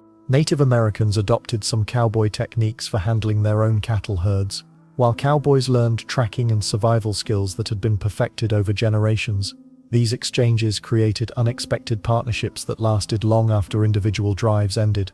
As more herds crossed tribal lands each year, the relationships became increasingly complex. Some Native American entrepreneurs started their own cattle operations, competing directly with Texas ranchers. The lines between crossing borders and sharing territory began to blur in ways nobody had expected when the first Longhorns headed north after the Civil War. But surviving these border crossings was only half the challenge. Once cowboys reached the end of the trail, they faced an entirely different kind of chaos in the booming cow towns that had sprung up around railroad depots. After months on dusty trails, nothing looked better to a tired cowboy than buildings on the horizon. But these weren't just any buildings. These were trail towns, rough, wild places that sprang up wherever cattle met railroad tracks. And boy did they know how to make money from desperate cowboys. Dodge City, Kansas became the most famous of all cow towns. The name alone still sends shivers down spines today. Abilene wasn't far behind in reputation. These places didn't exist by accident. Smart businessmen looked at maps, found where railroad lines could meet cattle trails, and basically said, let's build a town here and get rich. They weren't wrong. The setup was brilliant, really. Cowboys would arrive with thousands of longhorns after traveling for months. They were dirty, tired, and had money burning holes in their pockets. Trail towns provided everything these men craved: baths, beds, drinks, gambling, and entertainment. The whole economy revolved around separating cowboys from their hard-earned wages as quickly as possible. Railroad depots formed the heart of every trail town. Massive stockyards stretched for acres, holding thousands of cattle waiting for train cars. The sound was incredible: mooing, bellowing, and the constant clatter of hooves on wooden planks. Dust hung in the air like fog. The smell? Well, let's just say you could tell you were approaching a cow town from miles away. Saloons popped up everywhere. Some towns had more saloons than churches, grocery stores, and schools combined. The Long Branch Saloon in Dodge City became legendary. Cowboys would stumble in after months of drinking nothing but coffee and creek water. Bartenders made fortunes selling whiskey that was probably half water and half rot-gut alcohol. Then there were the hotels. Calling them hotels might be generous. Most were barely better than sleeping on the ground. But after months under the stars, even a flea-infested mattress felt like luxury. Cowboys paid premium prices for basic rooms. Smart hotel owners charged extra for everything: hot water, clean sheets, even soap. General stores did incredible business too. Cowboys needed new clothes, boots, gear, and supplies for the return trip to Texas. Store owners marked up prices knowing these men had few other options. A pair of boots that cost $2 in San Antonio might cost $8 in Abilene. Supply and demand at its finest. The weird part is how fast these towns could transform. When big herds arrived, quiet streets exploded into chaos. Thousands of cattle meant hundreds of cowboys with months of pay to spend. Local businesses worked around the clock. Restaurants ran out of food. Saloons stayed open all night. Even the town doctor got busy patching up cowboys who celebrated a little too hard. Money flowed like water during cattle season. Trail bosses carried thousands of dollars to buy supplies and pay their crews. Cowboys earned their wages after months of work. Cattle buyers brought cash to purchase entire herds. All this money changing hands meant everyone in town could profit if they played their cards right. But these celebrations could get rowdy. Really rowdy. Cowboys who had been living like monks on the trail suddenly found themselves in places with gambling, drinking, and entertainment. Fights broke out regularly. Shootouts happened, though not as often as movies suggest. Most cowboys just wanted to blow off steam, not start wars. Town marshals earned their money during cattle season. Keeping peace among hundreds of armed drunk cowboys was no joke. Famous lawmen like Bat Masterson and Wyatt Earp made their reputations in cowtowns. They learned to be firm but fair too harsh, and the cowboys would avoid their town too lenient and chaos would take over. The economic impact was staggering. A single large herd could bring $50,000 into a town in one day. That's serious money in the 1870s. Entire communities depended on the cattle trade. When drives were good, everyone prospered. When they were bad, towns could go bust overnight. Local farmers and ranchers benefited too. Cowboys needed fresh horses, hay, grain, and food supplies. Smart locals positioned themselves along the trails, selling services to passing herds. Some made more money supporting the drives than they ever did farming. Trail towns also became information hubs. Cowboys swapped stories about trail conditions, weather, and markets. Businessmen gathered intelligence about cattle prices and railroad schedules. Telegraph lines connected these remote outposts to major cities, making them vital communication centers. The seasonal nature created boom and bust cycles. During cattle season, towns exploded with activity. Come winter, when drives stopped, these same places became ghost towns. Many businesses opened only during drive season, then shuttered until the next year.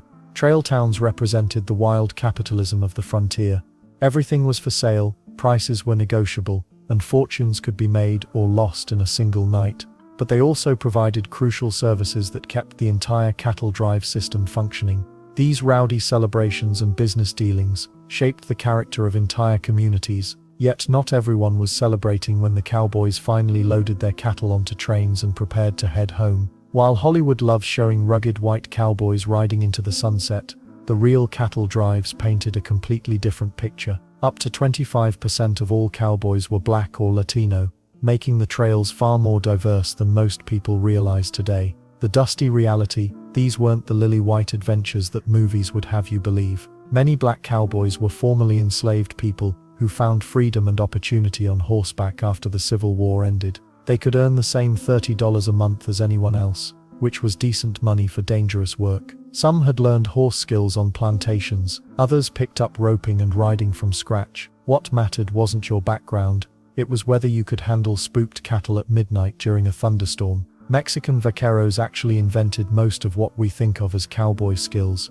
They'd been herding cattle in Texas since the Spanish missions started over a century earlier. These experienced riders taught newcomers how to use lassos properly, break wild horses, and read cattle behavior. Without their knowledge, many drives would have failed completely. The irony, movies rarely show the people who created cowboy culture in the first place. Then there were the Native Americans who sometimes joined drives or traded with crews passing through their territories. Some had grown up around horses and cattle, making them natural additions to trail crews. Others learned quickly, adapting their hunting and riding skills to ranch work. But tensions could run high, especially when drives crossed disputed lands. Latino cowboys brought more than just technical skills. They introduced much of the gear and language that became standard on the trails. Words like lasso, rodeo, and bronco came straight from Spanish. Even buckaroo started as a mispronunciation of vaquero. The leather chaps that protected riders' legs, Mexican invention. The wide-brimmed hats, also borrowed from south of the border.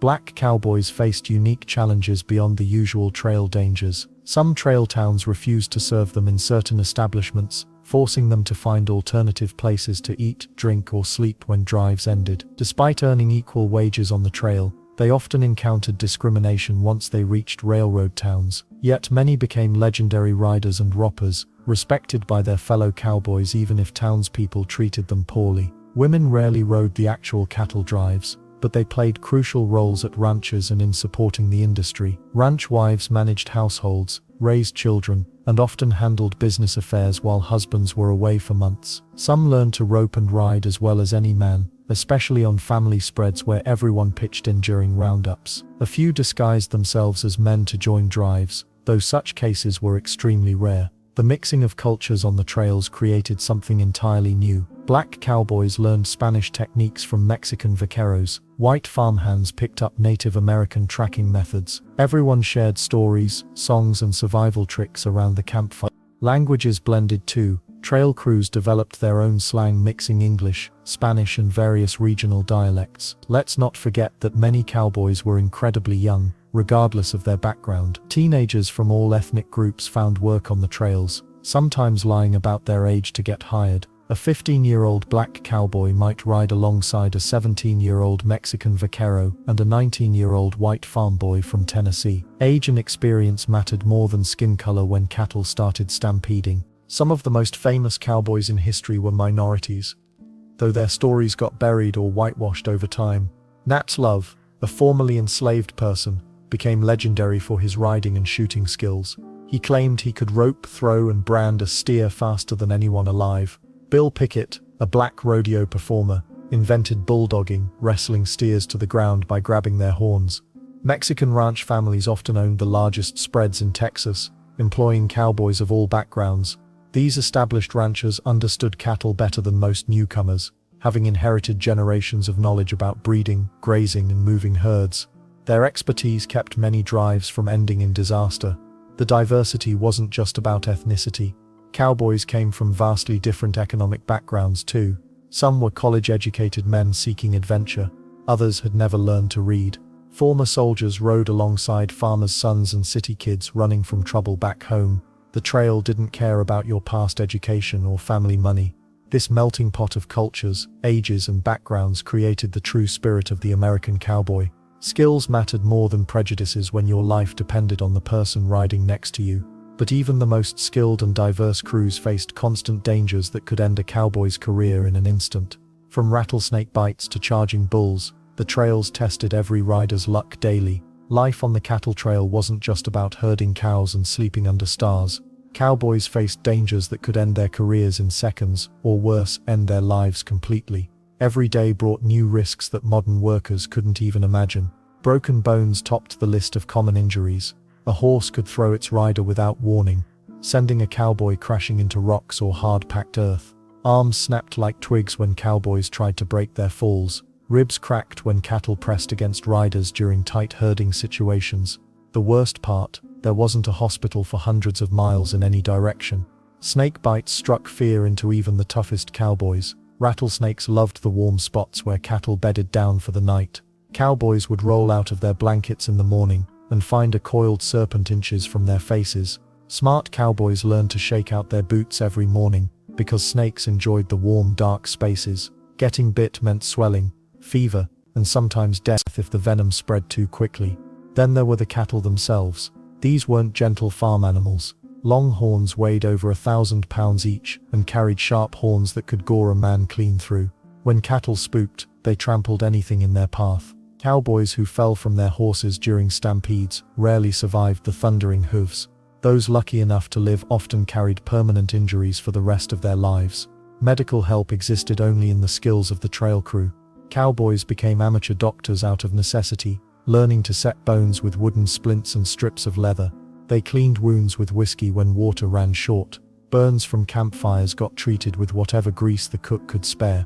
Infections meant hoping for the best while the body fought to heal itself. The chuck wagon cook often served as the closest thing to a doctor the crew had. These men learned to dig out bullets, stitch up knife wounds, and mix herbal remedies from plants they found along the trail. Some cooks carried basic medical supplies like laudanum for pain, but most treatments came down to tough luck and tougher constitutions. Accidents happened in ways that seem almost impossible today. Cowboys got dragged by their own horses when ropes tangled around saddle horns. Wagon wheels crushed feet when heavily loaded chuck wagons rolled over uneven ground. Lightning strikes killed both men and animals during violent thunderstorms. Flash floods swept away entire camps, drowning cowboys who couldn't swim to safety. Weather injuries plagued drives throughout different seasons. Frostbite claimed fingers and toes during unexpected cold snaps. Heat stroke dropped strong men like stones during brutal summer drives through desert country. Pneumonia developed from sleeping in wet clothes after river crossings. Cowboys learned to fear the sky as much as they feared the ground beneath their feet. But here's what made it worse than any single injury: distance from real help. A cowboy with a badly broken leg faced weeks of agony in the back of a bouncing chuck wagon. Serious illnesses meant choosing between leaving a man behind in some frontier town or watching him suffer through the remainder of the drive. Many cowboys made their peace with dying far from home and family. Some injuries ended careers instantly. A cowboy who lost the use of his roping arm couldn't work cattle effectively. Severe back injuries from horse falls meant a man couldn't sit in the saddle for long days.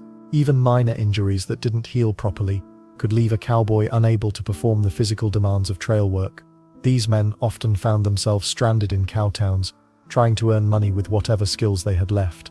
The psychological toll matched the physical dangers. Cowboys who survived bad accidents often developed fears that made them less effective workers. A man thrown by a bronco might lose his nerve around difficult horses. Cowboys who lived through stampedes sometimes froze up when cattle started getting restless. Trail bosses had little patience for men who couldn't perform their duties, regardless of past injuries. What's remarkable is how many cowboys accepted these risks as part of the job. They developed a fatalistic attitude about danger, figuring that worrying wouldn't change anything. This mindset helped them function in an incredibly hazardous environment. But it also meant that safety precautions often got ignored in favor of getting the job done quickly. Cowboys created their own informal insurance system by looking out for each other. A man who got hurt could count on his trail mates to help with his work until he recovered. They shared remedies, took extra night watch shifts for injured partners, and made sure no one got left behind unless absolutely necessary. Despite all these dangers, young men kept signing up for cattle drives. The promise of adventure and steady wages outweighed the risks for many. They learned to live with constant danger as just another part of cowboy life. But injuries and accidents weren't the only threats cowboys faced on the long trails north. Wild animals and dangerous men created even more deadly situations that tested every survival skill these tough riders possessed. The trail wasn't just about cattle and cowboys. The American West was crawling with creatures that made every day feel like rolling dice. Wolves prowled the edges of herds, their yellow eyes gleaming in firelight. Coyotes yapped through the night, making cattle jumpy and cowboys reach for their rifles. These predators didn't attack full-grown longhorns much, but they'd snatch up any calf that wandered too far from mama. Buffalo caused different problems entirely. Picture thousands of shaggy beasts stretching across the horizon like a living carpet. When buffalo herds crossed cattle trails, everything stopped. You couldn't push through them or around them. Cowboys just had to wait, sometimes for days, watching their schedule crumble while massive buffalo took their sweet time moving along. The weird part, buffalo were usually peaceful, but they carried diseases that could wipe out entire cattle herds if the animals mixed. Then there were the two-legged predators. Outlaws saw cattle drives as moving banks filled with valuable livestock and cash. Rustlers would follow herds for miles, waiting for the perfect moment to strike. They'd spook cattle during river crossings or hit camps during shift changes. Some gangs were so bold they'd demand taxes for passing through their territory, basically legal robbery with guns backing up the conversation. Cowboys developed tricks to spot trouble coming. Trail bosses taught their crews to watch for dust clouds that didn't match the wind, riders who stayed too far back, or strangers asking too many questions about herd size and destination. Smart crews kept night guards posted in multiple directions, not just around the cattle. Makes sense, right? But the most dangerous encounters often came from unexpected sources. Grizzly bears in mountain regions could scatter a herd faster than lightning. These massive predators stood 8 feet tall and had zero fear of humans. Cowboys carried guns, but a wounded grizzly was basically a furry freight train with claws and attitude problems. Most crews learned to make noise, hang food high, and pray they never met one face to face. Rattlesnakes presented a constant threat that couldn't be scared off or reasoned with. They hid under rocks, in tall grass and near water sources where cattle needed to drink. A snake bite could kill a horse in hours and put a cowboy out of commission for weeks, assuming he lived. Cowboys learned to step heavy, make noise, and always check their bedrolls before lying down. Nothing ruins sleep quite like discovering a rattler sharing your blanket. Let's not forget the human encounters that turned ugly fast. Settlers sometimes blocked trails, claiming cattle were destroying their crops or frightening their families. These confrontations got heated quickly, especially when money was involved. Trail bosses had to decide whether to fight, pay up, or find alternate routes that added weeks to the journey. Wrong decisions could end in shootouts that left people dead and herds scattered. Native American tribes controlled much of the territory cattle drives crossed. Some tribes demanded payment for passage, which was fair considering the cattle ate grass and drank from streams on tribal lands. Other encounters involved trading beef for safe passage or information about water sources ahead. Most interactions were business deals, but tensions could explode if cowboys acted disrespectful or tribe members felt cheated. Weather brought its own wild encounters that no gun could fix. Tornadoes appeared without warning on the plains, creating chaos that sent cattle running in every direction. Hailstorms pelted herds with ice chunks big enough to kill, while flash floods turned peaceful streams into raging death traps. Cowboys couldn't shoot weather, but they learned to read cloud formations and wind patterns like their lives depended on it, because they did. Mountain lions stalked cattle drives in rocky terrain, using stealth that made them nearly impossible to spot until too late. Unlike wolves that hunted in packs, mountain lions were solo killers that could take down full-grown cattle with surgical precision. They'd follow herds for days, picking off stragglers and keeping everyone on edge. Cowboys slept lighter when mountain lion tracks appeared near camp. The strangest encounters involved other cattle drives meeting on narrow trails. When two massive herds converged, the logistics got nightmarish fast. Whose cattle were whose? Which crew had right of way? How do you separate thousands of mixed longhorns without starting a stampede? These situations required diplomacy, patience, and sometimes creative solutions like temporary partnerships until the next town. Wild horses presented tempting opportunities that often turned dangerous. Cowboys would spot magnificent Mustang herds and dream of catching valuable animals.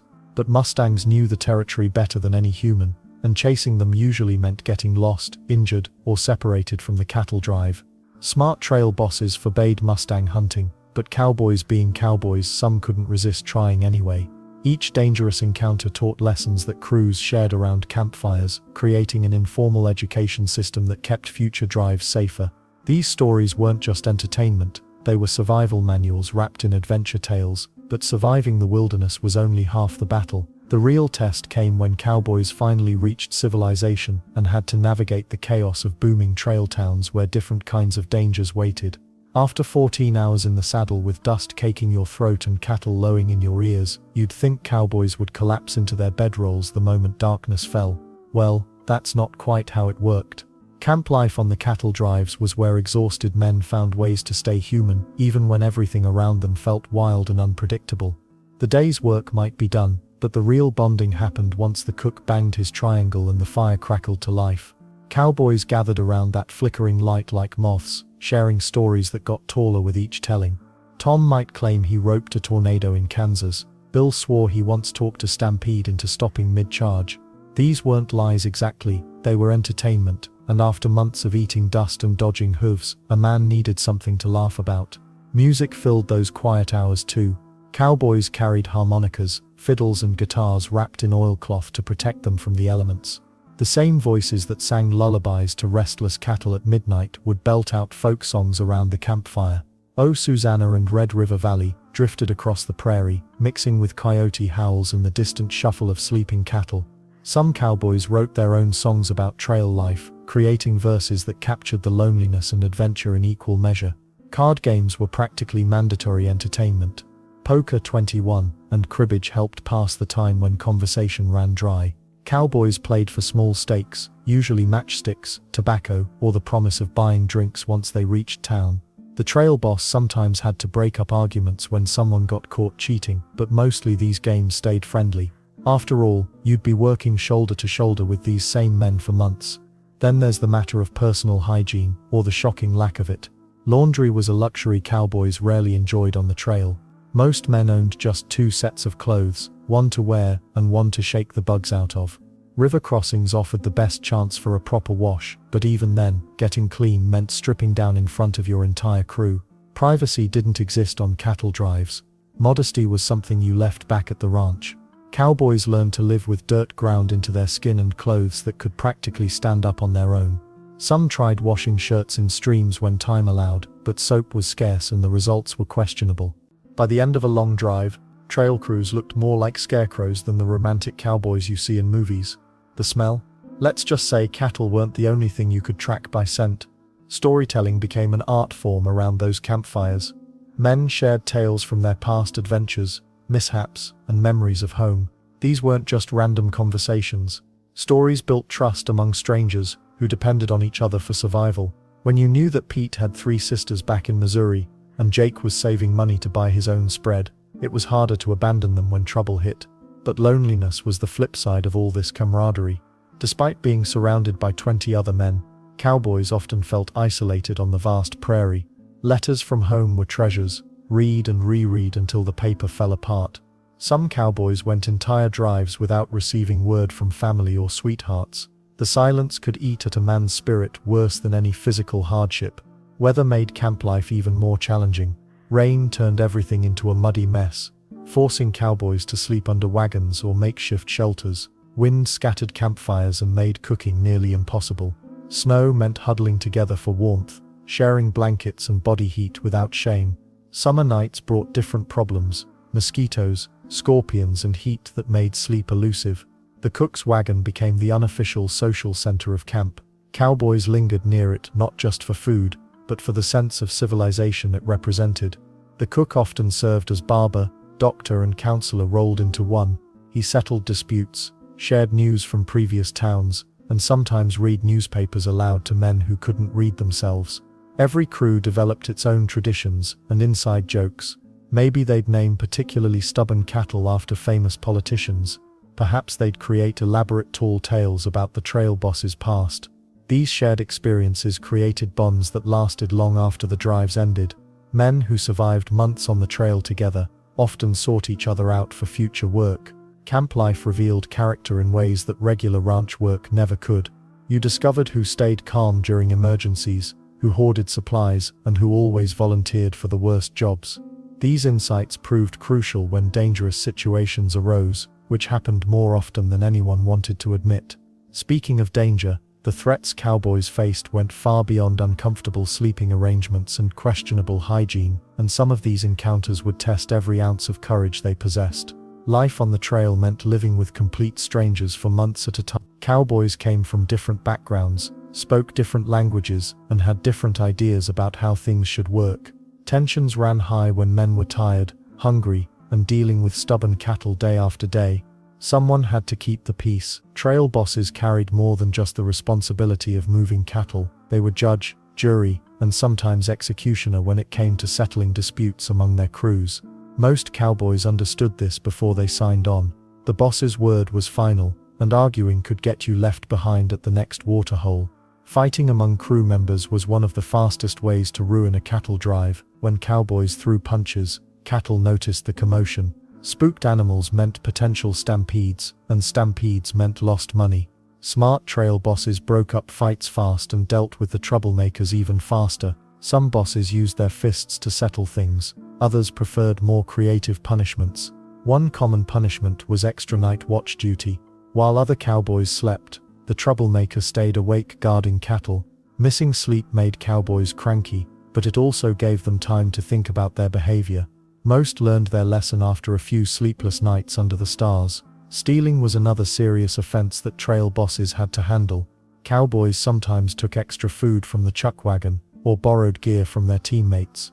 Personal items were precious on the trail, and losing your only pair of boots or your spare shirt could be devastating.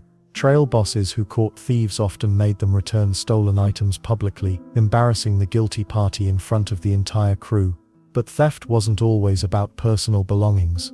Some cowboys tried to steal cattle from the very herd they were supposed to protect. They'd separate a few head during river crossings, or let certain animals accidentally wander off near towns. These cowboys planned to come back later and claim the strays as their own. Trail bosses who suspected this kind of theft sometimes set traps, watching certain crew members extra carefully during vulnerable moments. The most serious cases resulted in immediate firing. Getting fired on the trail was brutal punishment. The fired cowboy lost his wages and had to find his own way back to civilization.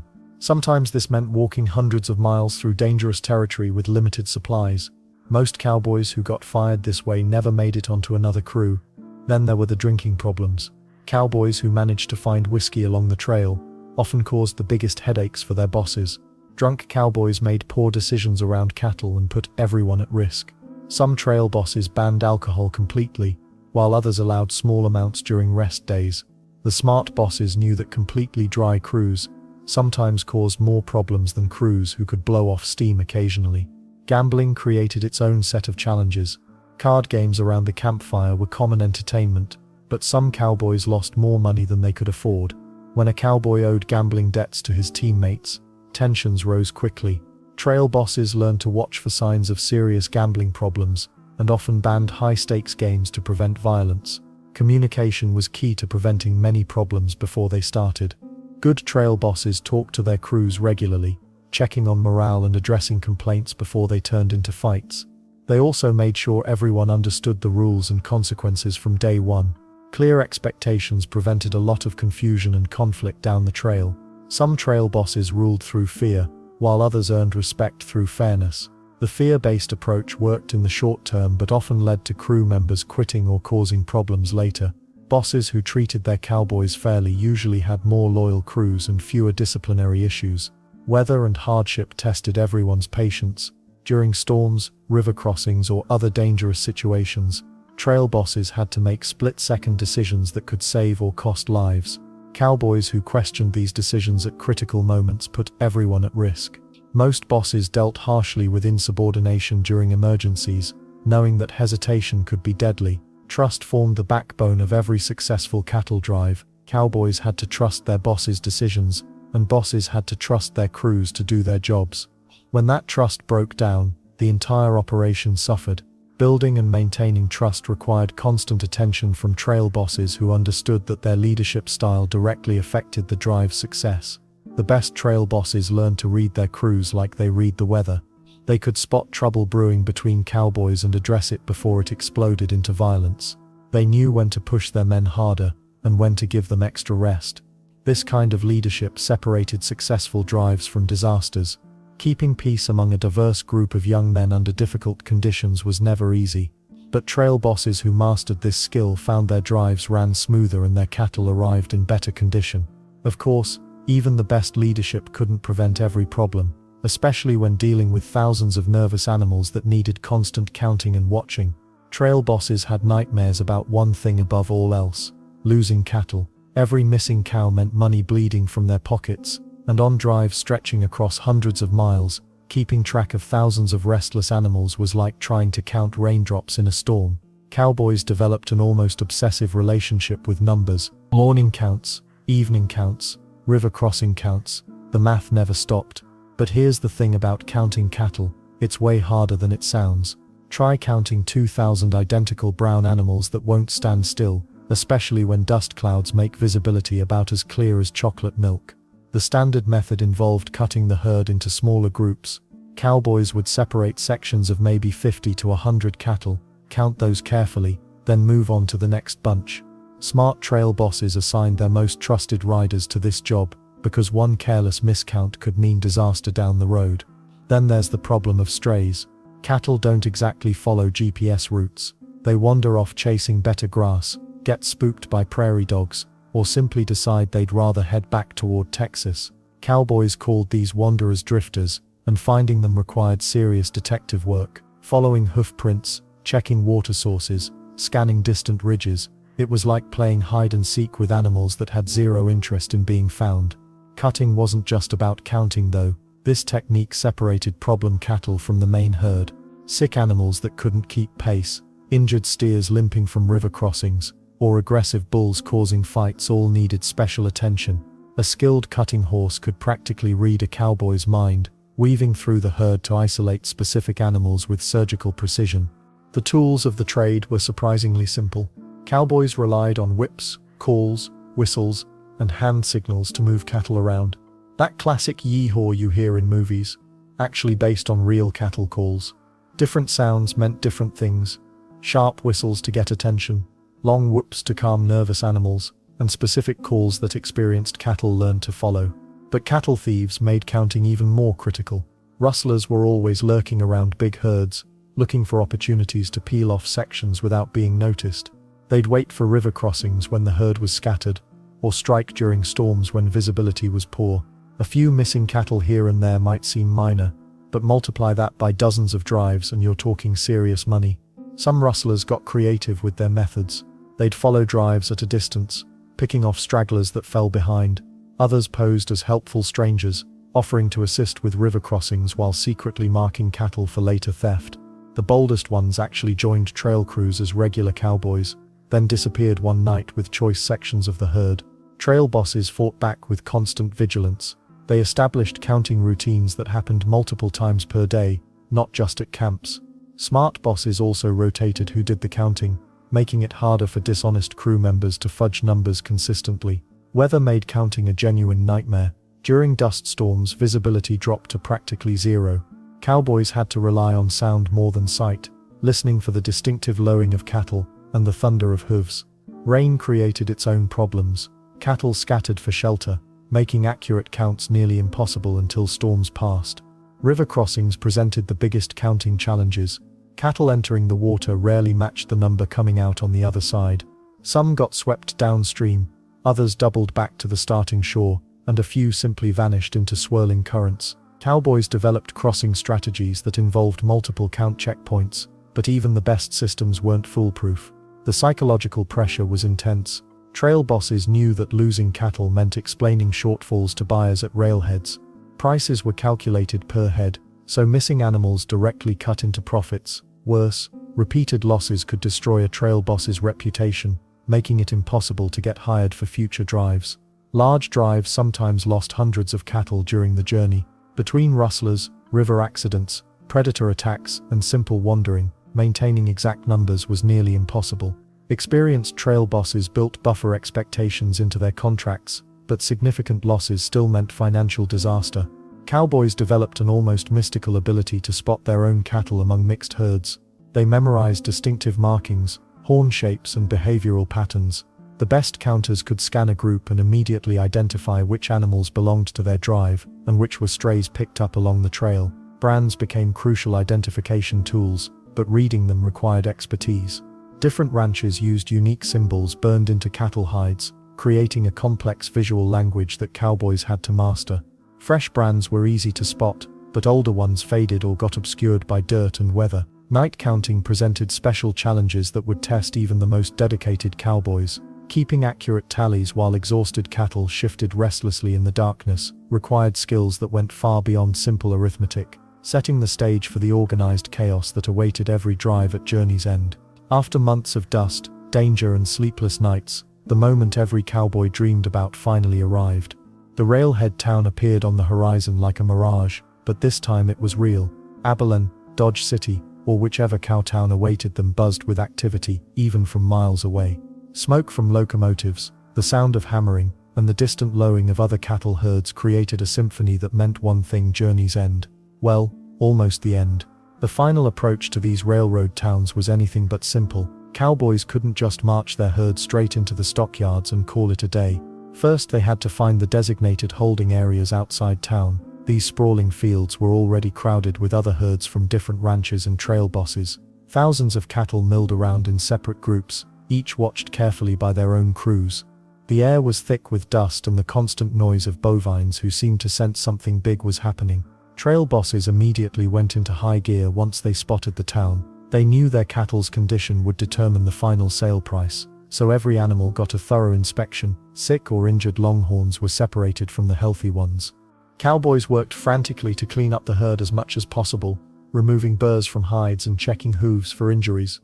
Even the most exhausted cowboy found energy for this final push, because everyone's payday depended on how much the cattle would fetch. Then there's the matter of actually counting the herd one last time. Remember all those times they counted cattle during river crossings and after storms?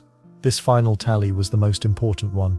Every missing cow represented lost money that would never come back. Trail bosses compared their numbers against the records they'd kept throughout the journey. Some drives that started with 3,000 head might arrive with only 2,700. Others got lucky and lost very few animals along the way. Buyers didn't waste any time sizing up the arriving herds. These were experienced cattlemen who could spot a good longhorn from 100 yards away. They walked through the holding pens, examining the animal's weight, health, and overall condition. A herd that had faced tough weather or difficult river crossings might show signs of stress that would lower the selling price. Cowboys watched nervously as these buyers poked, prodded, and evaluated their months of hard work. The actual selling process was intense and fast-paced. Cattle were sold by weight, but scales weren't always available or accurate. Experienced buyers could estimate a longhorn's weight just by looking at it. Prices fluctuated based on market demand, the season, and how many other herds were competing for buyers' attention. A trail boss who arrived when beef was in high demand might get top dollar. Another boss arriving just days later could face lower prices if the market had been flooded with cattle. Negotiations happened quickly and directly. There wasn't time for lengthy haggling when thousands of cattle needed to be processed. Trail bosses had to make split-second decisions about whether to accept an offer or hold out for a better price. Waiting too long could mean watching cattle lose weight and value while eating expensive feed in the holding pens, but accepting the first offer might mean leaving money on the table. The excitement in these railroad towns was absolutely electric. Cowboys from multiple trail drives mingled together, sharing stories about their journeys while keeping one eye on the business at hand. Local merchants prepared for the influx of cash that would soon flow through their establishments. Hotel keepers, saloon owners, and general store operators all knew that successful cattle sales meant good business for everyone in town. What's fascinating is how quickly everything moved once a sale was agreed upon. Cattle had to be loaded onto railroad cars as efficiently as possible. The railroads ran on tight schedules, and delayed trains cost money for everyone involved. Cowboys used their herding skills one final time to guide longhorns up wooden ramps and into the waiting cars. These animals that had walked over 1,000 miles would now ride the rails to eastern markets in just days. The sound of cash changing hands was music to every cowboy's ears. Trail bosses collected payment and immediately began calculating wages for their crews. Most cowboys had been working for months with just the promise of payment at the end. Now that promise was about to become cold hard money in their pockets. But the real celebration was still to come. Once the cattle were sold and loaded, once the final count was completed and the money distributed, the cowboys would finally have their chance to cut loose in town. After months of beans, hard ground, and constant danger, they were about to discover what these famous cowtowns had to offer a group of young men with money to spend. After weeks of dusty trails, sleepless nights, and countless miles of herding stubborn cattle, the cowboys finally reached their destination. The railhead town stretched before them like a promised land. But the real celebration wouldn't begin until one crucial moment: payday. Trail bosses gathered their weary crews around the chuck wagon one final time. The atmosphere buzzed with anticipation. These men had risked their lives together, shared beans and hardship for months, and now the moment of truth had arrived. The boss pulled out a leather pouch heavy with silver coins and crisp bills. Each cowboy stepped forward to collect his wages, usually around $30 per month. For a 3-month drive, that meant $90, more money than many had ever held at once. The first ritual was always the same. Cowboys examined their pay carefully, counting every coin.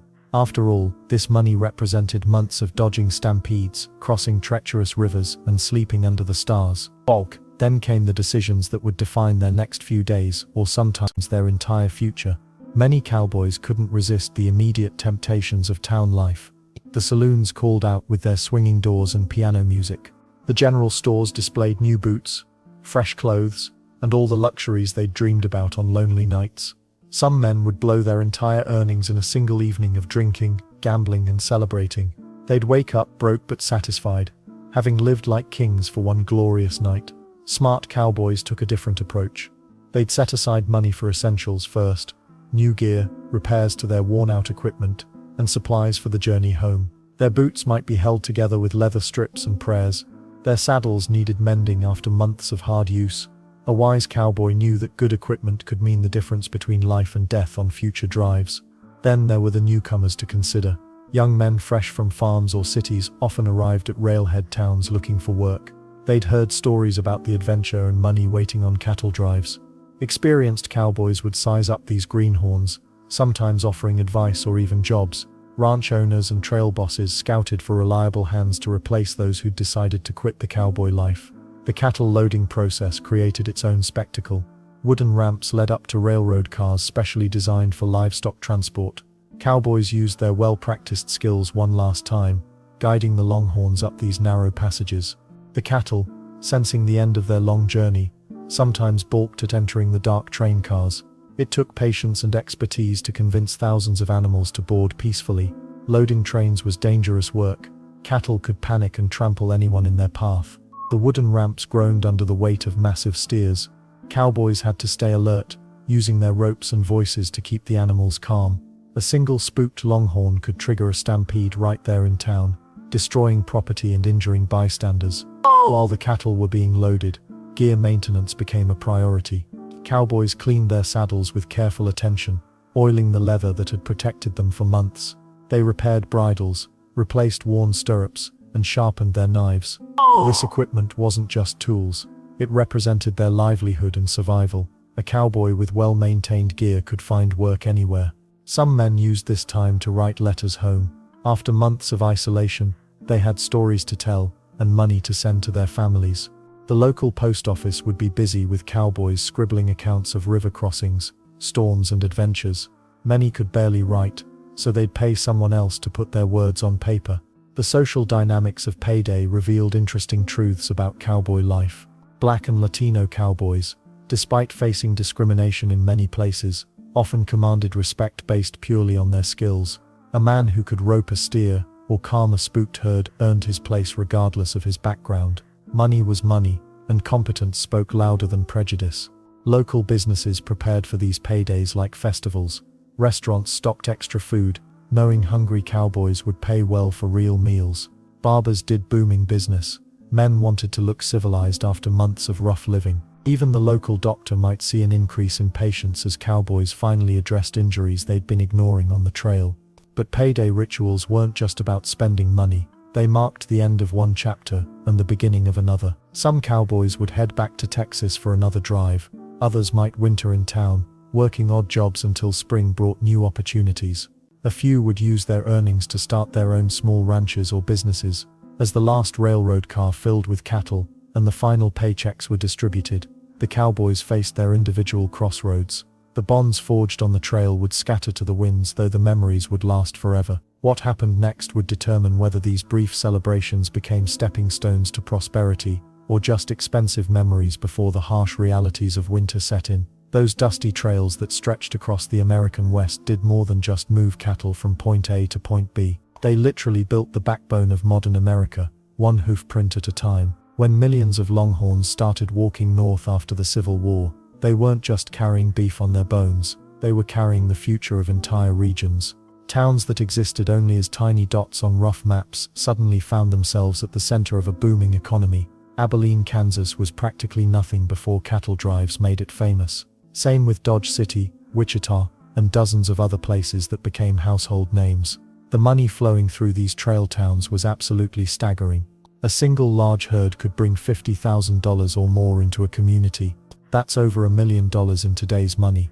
Local businesses exploded overnight. Hotels, restaurants, saloons, general stores, and even banks sprouted up like weeds after rain. Everyone wanted a piece of the action. But the real game changer was how cattle drives pushed railroad expansion deeper into the heart of America.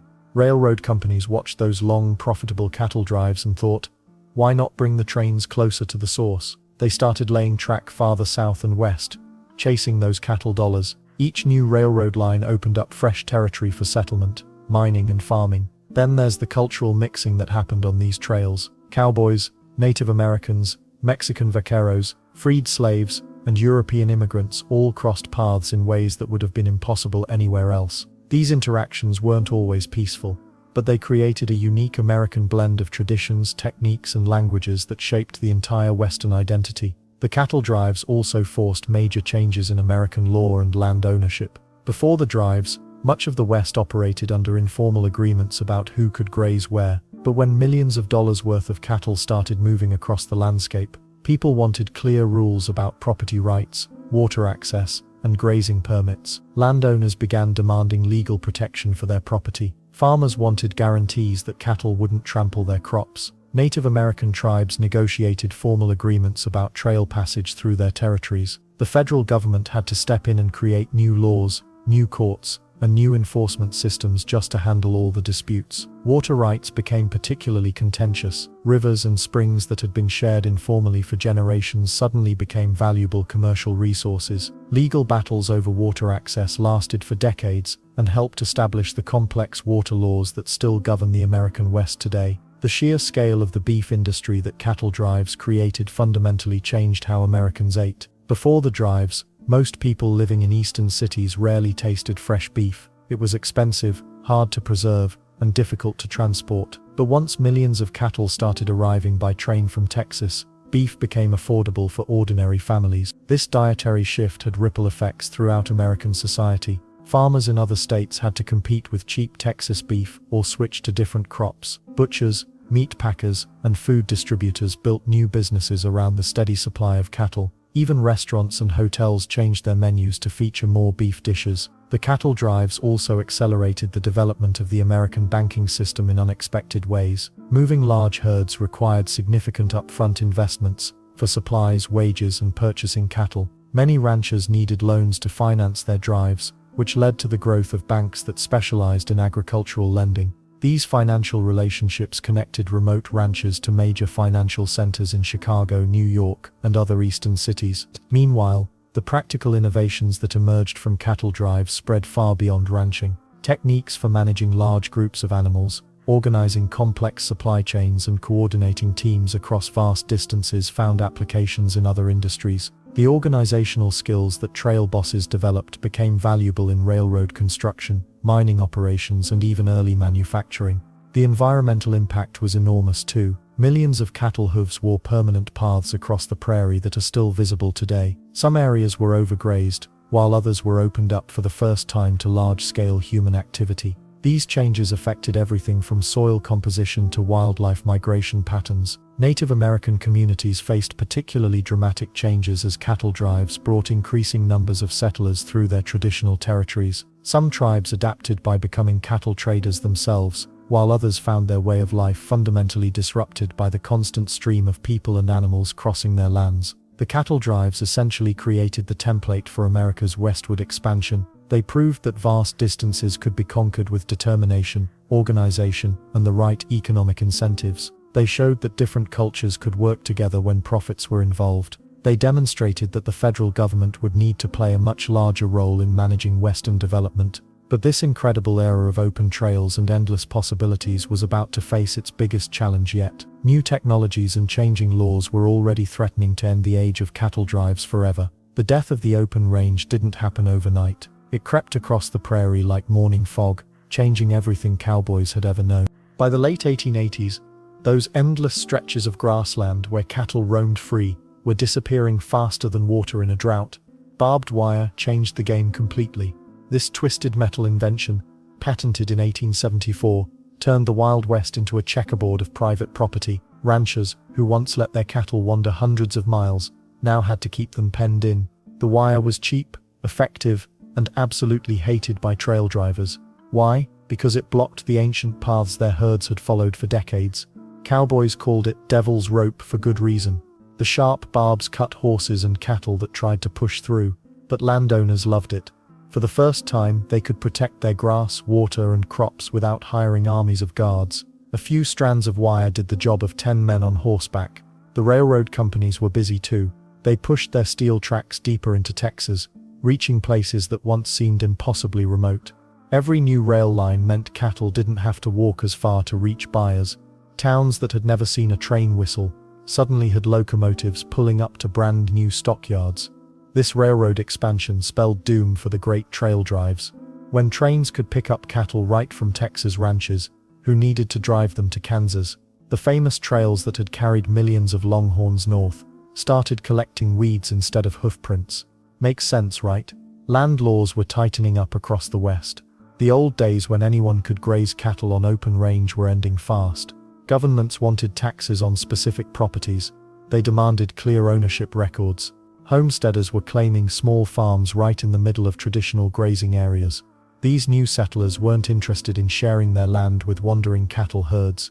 They planted crops that could be destroyed by thousands of hungry longhorns. Many of them had traveled from the East Coast specifically to farm, not to accommodate cowboys driving cattle to market. Then there's the matter of cattle rustling laws. As more land became privately owned, stealing cattle became much easier to prove and prosecute. The loose system where mavericks belonged to whoever branded them first was disappearing. Now every cow needed clear documentation of ownership. Well, the big cattle companies were changing their strategies too. Instead of rounding up wild cattle and driving them north, they started buying huge ranches and raising herds in fenced pastures. This approach gave them better control over breeding, feeding, and selling. The romantic image of cowboys gathering mavericks from the open prairie was becoming a thing of the past. Weather played a role in ending the drives as well. The brutal winter of 1886 to 87 killed thousands of cattle across the northern plains. Many ranchers went bankrupt overnight. Investors realized that leaving cattle to survive on their own during harsh winters was too risky. Controlled ranching with shelters and stored feed made more business sense. And the weird part is that technology was making trail drives unnecessary in other ways too. Refrigerated railroad cars could now transport fresh beef directly to eastern cities. Slaughterhouses were being built closer to cattle ranches instead of in distant cities. The whole supply chain was reorganizing itself around efficiency, not adventure. Local governments were getting stricter about cattle drives passing through their territories. Towns that once welcomed the business from trail crews now complained about property damage, noise, and rowdy cowboys. Some places banned large herds from passing through entirely. The cowboys themselves were adapting to these changes. Many found work on the new fenced ranches, though the job was quite different from trail driving. Others moved to different industries or headed further west where open range still existed. Some became farmers themselves, trading their saddles for plows. But let's not forget the economic pressure that was building. As railroads expanded and ranching became more organized, the cost of long cattle drives started looking wasteful. Why pay a crew for months of dangerous travel when a train could move the same cattle in days?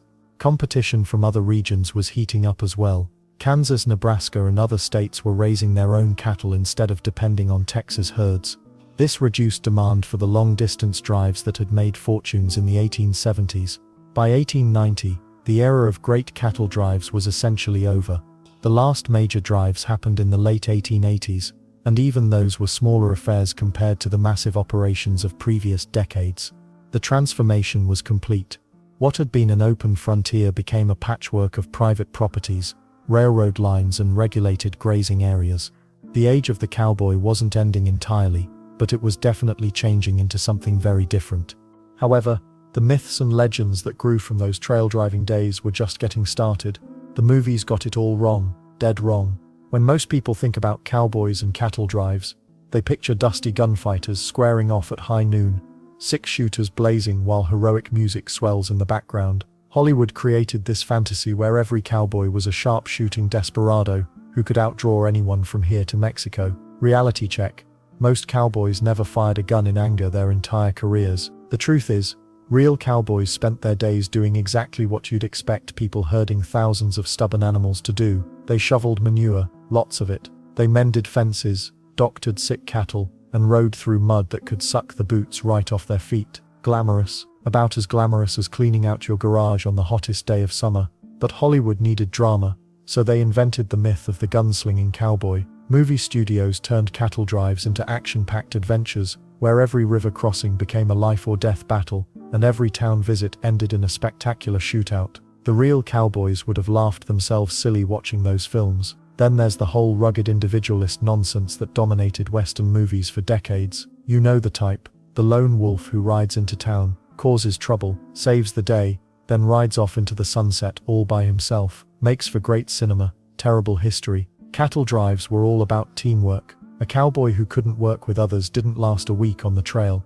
period. Artists and writers made things even more complicated. Those romantic paintings of noble cowboys silhouetted against purple sunsets, pure fantasy. Most days on the trail, cowboys looked like they'd been dragged through a dust storm backwards. Their clothes were torn, their faces were sunburned and dirty, and they probably smelled like something that died under a rock. Writers loved creating stories about cowboys who were secretly wealthy ranchers or educated gentlemen playing at being rough. The reality was much different and honestly more interesting. Most cowboys were young men trying to make enough money to eat. They came from poor families, had little education, and saw cattle driving as one of the few jobs that paid decent wages for someone without special skills. And the weird part is how these myths completely ignored the incredible diversity of real cattle drives. Hollywood cowboys were almost always white, rugged, and spoke perfect English with maybe a slight drawl. Real cattle drives included black cowboys, Mexican vaqueros, and men who spoke 3 or 4 languages just to communicate with their fellow workers. Some of the best ropers and riders were men who'd learned their skills from Native American horsemen or Mexican ranchers. The Code of the West became another Hollywood invention that drove real cowboys crazy.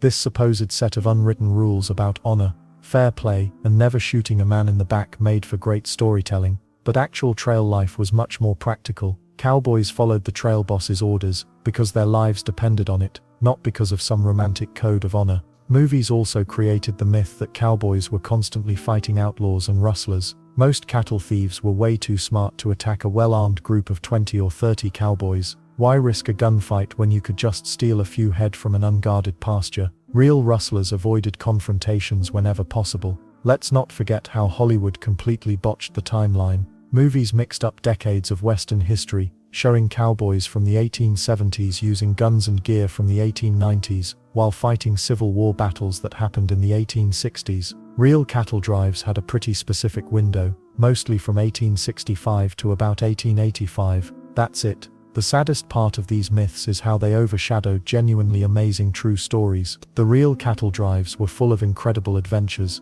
dangerous river crossings, terrible storms, and moments of genuine heroism. Cowboys really did sing to calm nervous cattle during thunderstorms. They really did risk their lives saving drowning animals during river crossings. They developed an entire culture of songs, stories, and traditions that were far more interesting than any Hollywood script. Many cowboys who lived through the real cattle drive era retired poor and forgotten. They watched movies that turned their hard, dangerous work into glamorous adventures, and probably wondered if they'd been on the same trails. Some spent their final years trying to tell anyone who'd listen what really happened out there on the plains. The truth was messier, dirtier, and more complicated than the legends. It was also more human, more diverse, and in many ways more remarkable than anything Hollywood ever invented. But separating myth from reality took decades of research by historians who cared more about facts than entertainment. Understanding what really happened on those trails, though, reveals something even more valuable than legends. It shows us traditions that somehow managed to survive all the Hollywood nonsense. Walk into any modern rodeo today, and you'll spot something fascinating.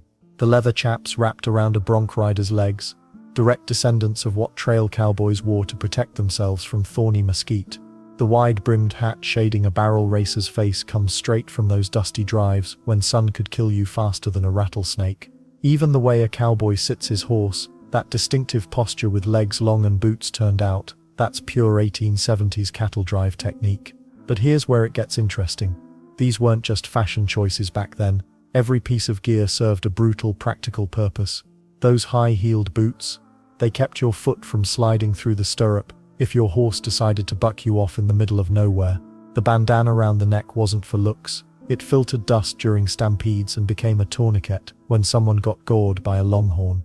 Trail cowboys would laugh at modern folks wearing their gear to coffee shops, but they'd probably be proud their innovations stuck around. Rodeo events themselves tell the story of cattle drive life better than any history book. Bull riding recreates what happened when an ornery steer decided it didn't want to cross that river after all. Calf roping demonstrates exactly how cowboys caught sick animals that needed doctoring on the trail. Team roping shows how two riders worked together to control a massive longhorn that could easily kill a man with one sweep of those 6-foot horns. Then there's the language. Cowboys didn't just move cattle, they created an entire vocabulary that's woven into American English today. When someone says they're riding herd on a project at work, that comes from cowboys keeping cattle together on the trail. Maverick originally meant an unbranded cow, but now describes anyone who goes their own way. Getting bulldogged meant being thrown by a steer, and cutting meant separating specific cattle from the herd. These weren't just colorful expressions, they were precise technical terms that could mean the difference between profit and disaster. Modern ranching operations still use techniques perfected during the great cattle drives. The roundup remains essentially unchanged from 150 years ago. Cowboys still gather scattered cattle using the same basic patterns their predecessors developed on those long trails north. They sort animals the same way, use similar calls and whistles, and rely on horses trained with methods passed down through generations of trail hands. What's remarkable is how these traditions survived even as the original need disappeared. When the last big cattle drive ended in the 1890s, you'd think all that knowledge would vanish. Instead, it transformed. Ranch work kept the practical skills alive while Wild West shows and early movies turned the lifestyle into entertainment. Buffalo Bill Cody hired actual former trail cowboys for his performances, helping preserve authentic techniques even as he mythologized the experience. The gear evolved but kept its roots. Modern cowboy boots use synthetic materials and fancy stitching, but they're still built around that same high heel and pointed toe that made sense when your life depended on staying in the saddle. Western hats now come in dozens of styles and colors, but they all descend from those wide brims that protected trail cowboys from sun, rain, and hail across 1,000 miles of open prairie. Even the social aspects of cattle drive life echo today. Modern ranch hands still gather around campfires, still swap stories and sing songs, still depend on each other in ways city folks rarely experience. The isolation that drove trail cowboys to form tight bonds with their crewmates shows up in rural communities, where neighbors help each other through tough times without being asked. Ranch families often trace their traditions back to specific cattle drives. Great-great-grandfathers who rode the Chisholm Trail passed down more than just stories. They handed down approaches to handling livestock, reading weather, and surviving in harsh country. Some modern ranchers still use brands designed by ancestors who needed to mark their cattle for those long drives to Kansas railheads. The music survived too. Country and western songs echo the ballads trail cowboys sang to calm nervous herds during thunderstorms. Those long mournful melodies worked because cattle responded to low, steady sounds. Guitar techniques developed around campfires influenced American folk music for generations. Even today's country stars often reference trail drive imagery that resonates with audiences who've never seen a longhorn outside a restaurant logo. Training horses for ranch work still follows principles learned on the cattle trails. The partnership between cowboy and horse had to be absolute when facing river crossings or stampedes. Modern cutting horses and reining horses demonstrate skills their ancestors needed to survive those dangerous drives. The best ranch horses today would fit right in with a trail remuda from 1875. But these lasting traditions represent something deeper than just preserved techniques and equipment. They embody an approach to work and life that valued competence, reliability, and grit over comfort or convenience. Trail cowboys couldn't fake their skills or quit when things got hard. That mindset became part of Western identity and continues influencing how people in ranch country approach challenges today. The story of how these traditions survived and spread reveals something fascinating about what happens when practical skills meet changing times. Today, you can walk through museums across Texas and see the actual gear those cowboys carried on their epic journeys. Spurs with rowels worn smooth from thousands of miles, chaps torn by thorns and mended with careful stitches, coffee pots blackened by countless campfire mornings. These aren't just artifacts behind glass, they're proof that ordinary people did extraordinary things. The National Cowboy Museum in Oklahoma City houses saddles that crossed the Chisholm Trail dozens of times. Well, at least the ones that didn't fall apart first. Rangers at the Fort Worth stockyards can point to the exact spots where cattle buyers once haggled over prices that would make or break entire ranches. The wooden pens still stand, though they're quieter now.